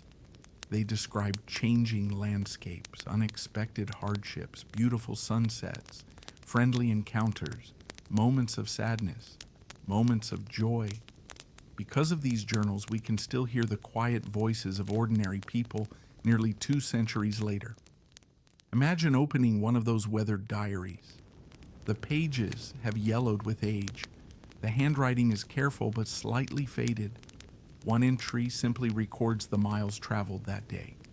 Another mentions seeing buffalo for the first time. A later page describes reaching the mountains. Near the end, a final sentence quietly celebrates arriving safely in Oregon. The words are simple, yet together they preserve one family's remarkable adventure forever. Of course, the Oregon Trail also reminds us that history is rarely experienced in the same way by everyone. For the emigrants, the trail often represented opportunity and new beginnings. For many Native American nations, whose homelands lay along these routes, the increasing movement of settlers brought profound and lasting change. Traditional hunting grounds were altered. Communities faced growing pressure. New diseases, shifting political agreements, and expanding settlement transformed lives that had flourished for countless generations. The story of the Oregon Trail belongs to all of these histories together. Understanding the past means listening carefully to each of them. Imagine standing quietly upon the open prairie many years after the Great Migrations have ended. The wagon ruts remain faintly visible beneath the grass. Wildflowers bloom where thousands of wheels once passed. The wind whispers across the plains, just as it did for the first immigrants. Nature has begun gently reclaiming the trail, yet traces remain for those who know where to look. A worn path across a hillside, an old river crossing, the stone foundations of a forgotten trading post. History often survives in quiet places. As the 20th century arrived, interest in preserving the Oregon Trail steadily grew. Historians searched for original wagon ruts. Communities placed markers beside important landmarks. Museums collected journals, tools, clothing, and wagons, so future generations could better understand the experiences of those early travelers. The trail gradually became not only a chapter in history books, but also a place of remembrance.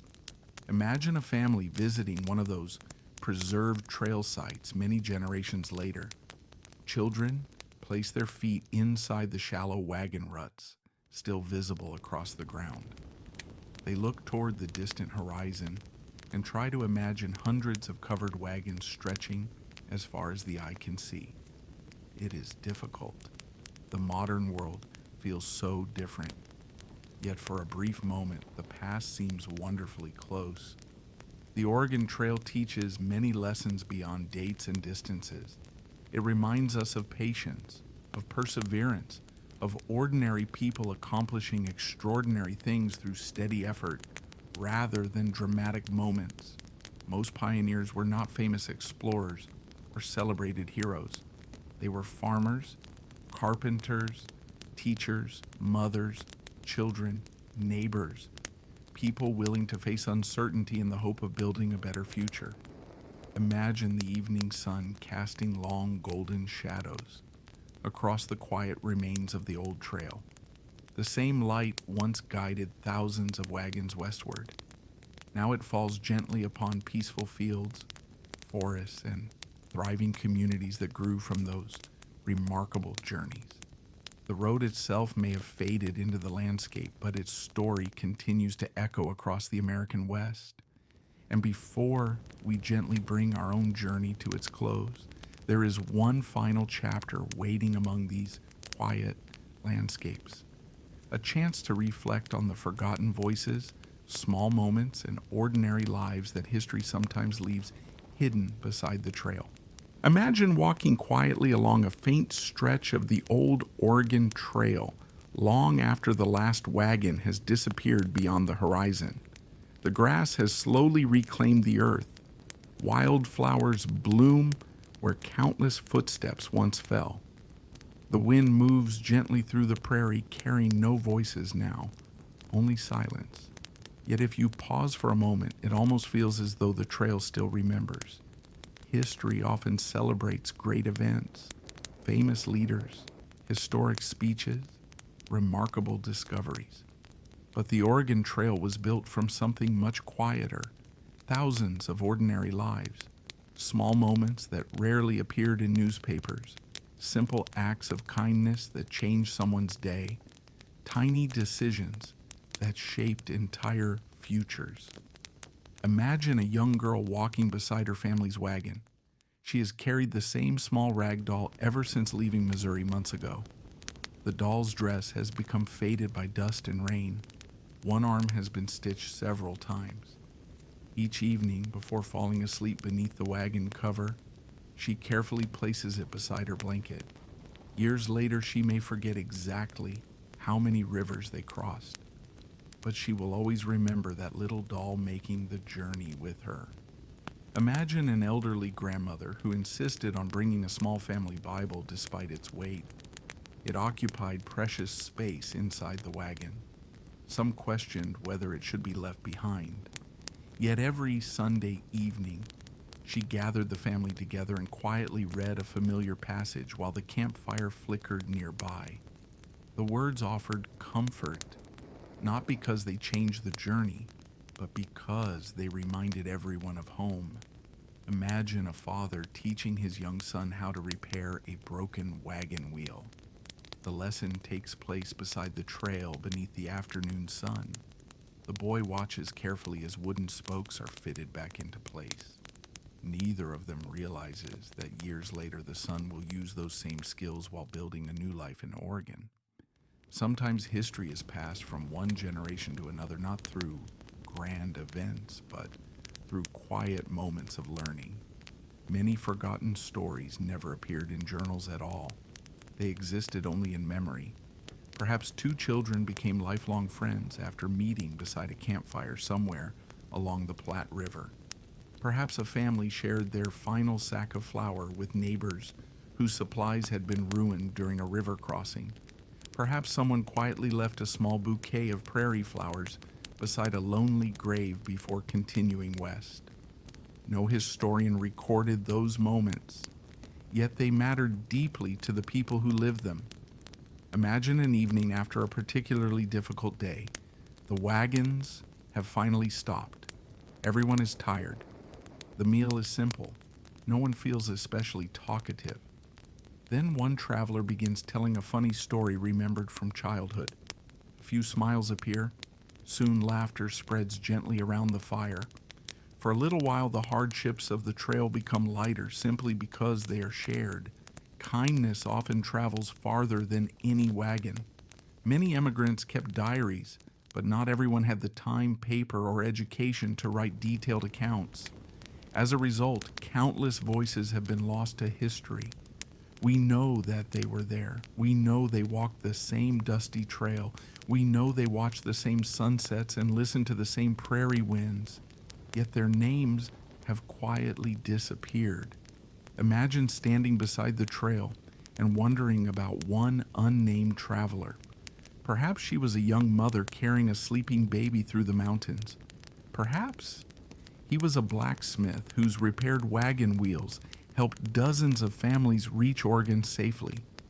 Perhaps they were children who later grew into grandparents, telling stories of the trail to wide-eyed listeners gathered around winter fireplaces. Their names may be forgotten, their lives are not. Every successful journey depended upon people whose stories were never written in history books. Imagine the wagon train stopping beside a clear stream one warm afternoon. A teenage boy notices that one of the oxen has become tangled in its harness. Before anyone else can react, several travelers quietly work together to free the frightened animal. Within only a few minutes, everything is back to normal. The wagons continue west. No one speaks much about what happened. It was simply another ordinary act of helping one another. The Oregon Trail was filled with such moments. They happened so often that many pioneers probably considered them unremarkable. Looking back today, they reveal something important about human nature. Communities are built through countless small acts of generosity. Imagine a woman carefully preserving seeds from her family's final harvest back east. She wraps them inside cloth before placing them safely inside the wagon. Those seeds survive rivers, storms, mountains, dust. Months later, they become the first garden planted beside a newly built cabin in Oregon. Years afterward, her grandchildren eat vegetables grown from seeds, whose journey began thousands of miles away. A single handful of seeds quietly connects two homes, separated by an entire continent. There were lighter moments as well. Children sometimes named the oxen pulling their wagons. They invented games while walking the trail, collected unusual stones, searched for animal tracks after morning rain. Many later remembered the journey not only through its hardships, but through its adventures. To a child, even a long walk across the prairie could become an exploration filled with wonder. Imagine one little boy proudly discovering a smooth, oddly shaped stone beside the Sweetwater River. He slips it into his pocket and carries it all the way to Oregon. Decades later, the stone still rests upon a shelf inside his home. Visitors see only an ordinary rock. He sees an entire journey. The trail also left behind quiet reminders across the landscape itself. A tree carved with initials, a weathered wagon rut pressed into the earth, the remains of an old campfire hidden beneath layers of soil. Each small trace whispers that ordinary people once passed this way. They laughed, worked, dreamed, worried, hoped, just as we do today. Imagine visiting the Oregon Trail many generations later. You kneel beside one of those shallow wagon ruts. Your hand rests gently upon the worn earth. Somewhere beneath your fingertips, thousands of wheels once rolled west. Thousands of boots pressed into the soil. Thousands of conversations drifted into the prairie breeze before disappearing forever.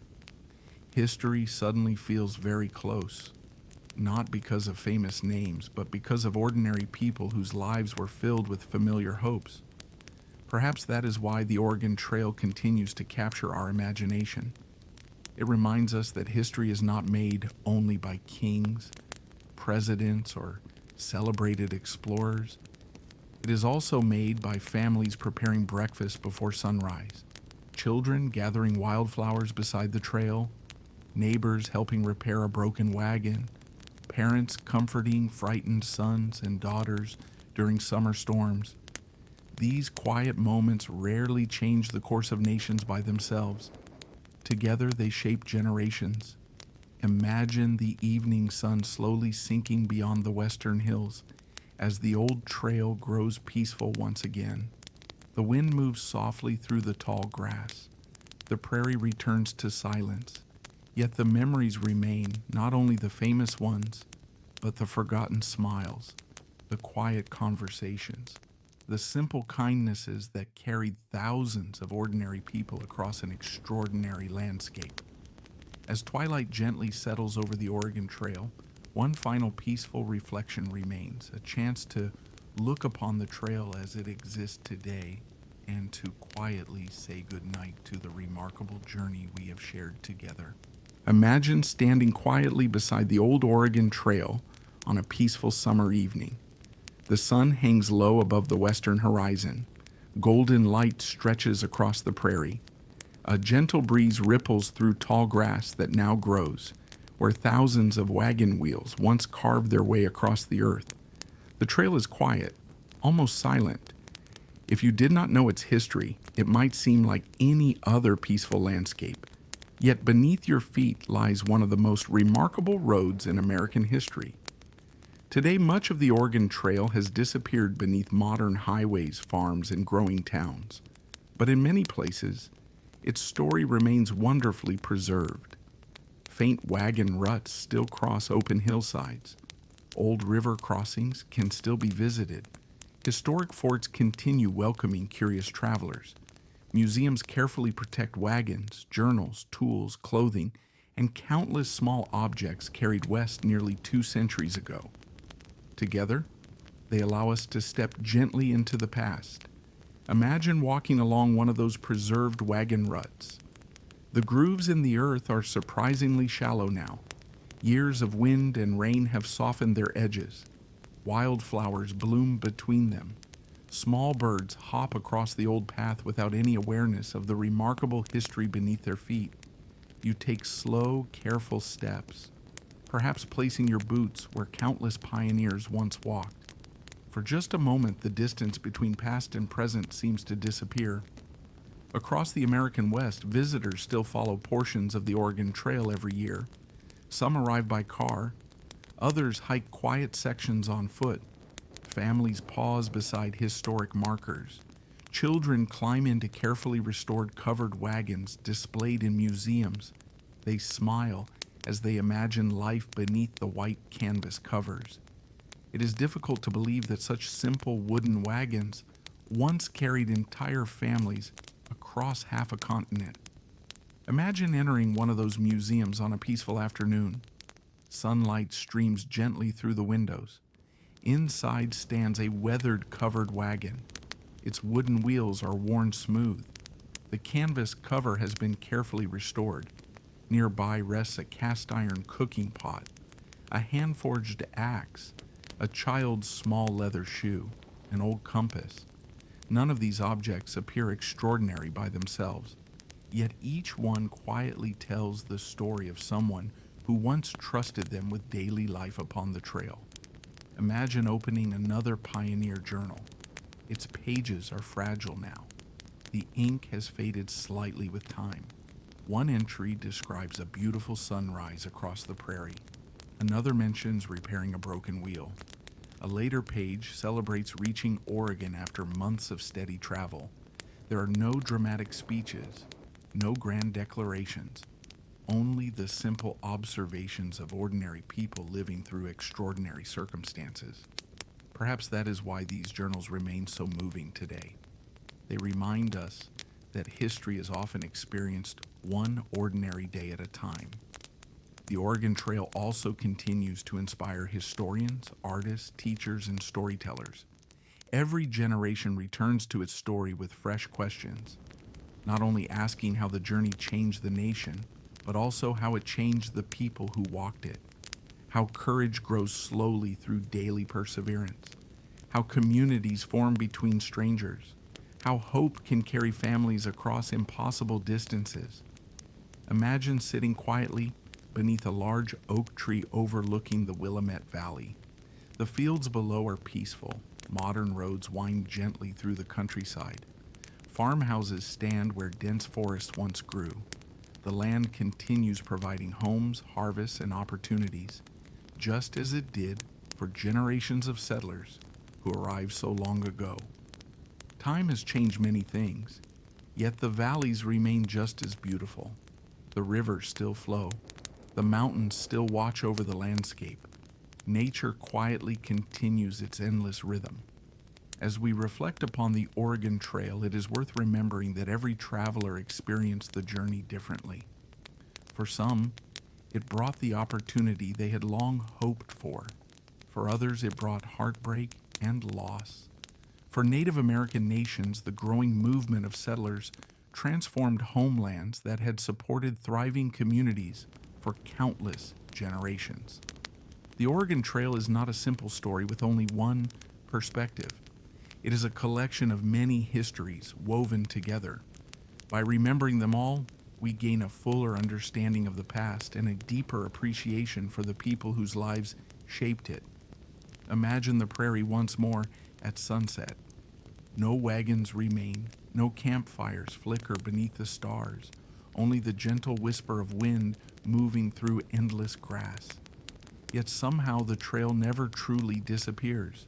It survives in preserved landscapes, in faded journals, in family stories passed from grandparents to grandchildren, in quiet moments of reflection, whenever someone pauses to wonder what it must have been like to leave everything familiar behind in search of an uncertain future. Perhaps that is the greatest legacy of the Oregon Trail. Not simply that thousands of people crossed a continent, but that ordinary men, women, and children demonstrated remarkable patience, resilience, kindness, and hope along the way. They faced rivers they could not measure, mountains they had never seen, days filled with uncertainty, yet they continued, one careful step after another. Their story reminds us that even the longest journeys are completed in the same simple way. One sunrise, 1 mile, one quiet act of perseverance at a time. Imagine yourself standing once more beside that very first wagon in Independence, Missouri. The oxen wait patiently, the wheels are freshly greased, the supplies have been carefully packed. The long road west stretches toward the distant horizon. Now imagine watching the entire journey unfold all at once. The endless plains shimmering beneath the summer sun, the winding rivers reflecting the morning light, the quiet evenings around glowing campfires, the towering Rocky Mountains reaching into the clouds, the cool forests of the Blue Mountains, the peaceful valleys of Oregon welcoming weary travelers at last. Each memory blends gently into the next until they become one long, quiet story carried across an entire continent.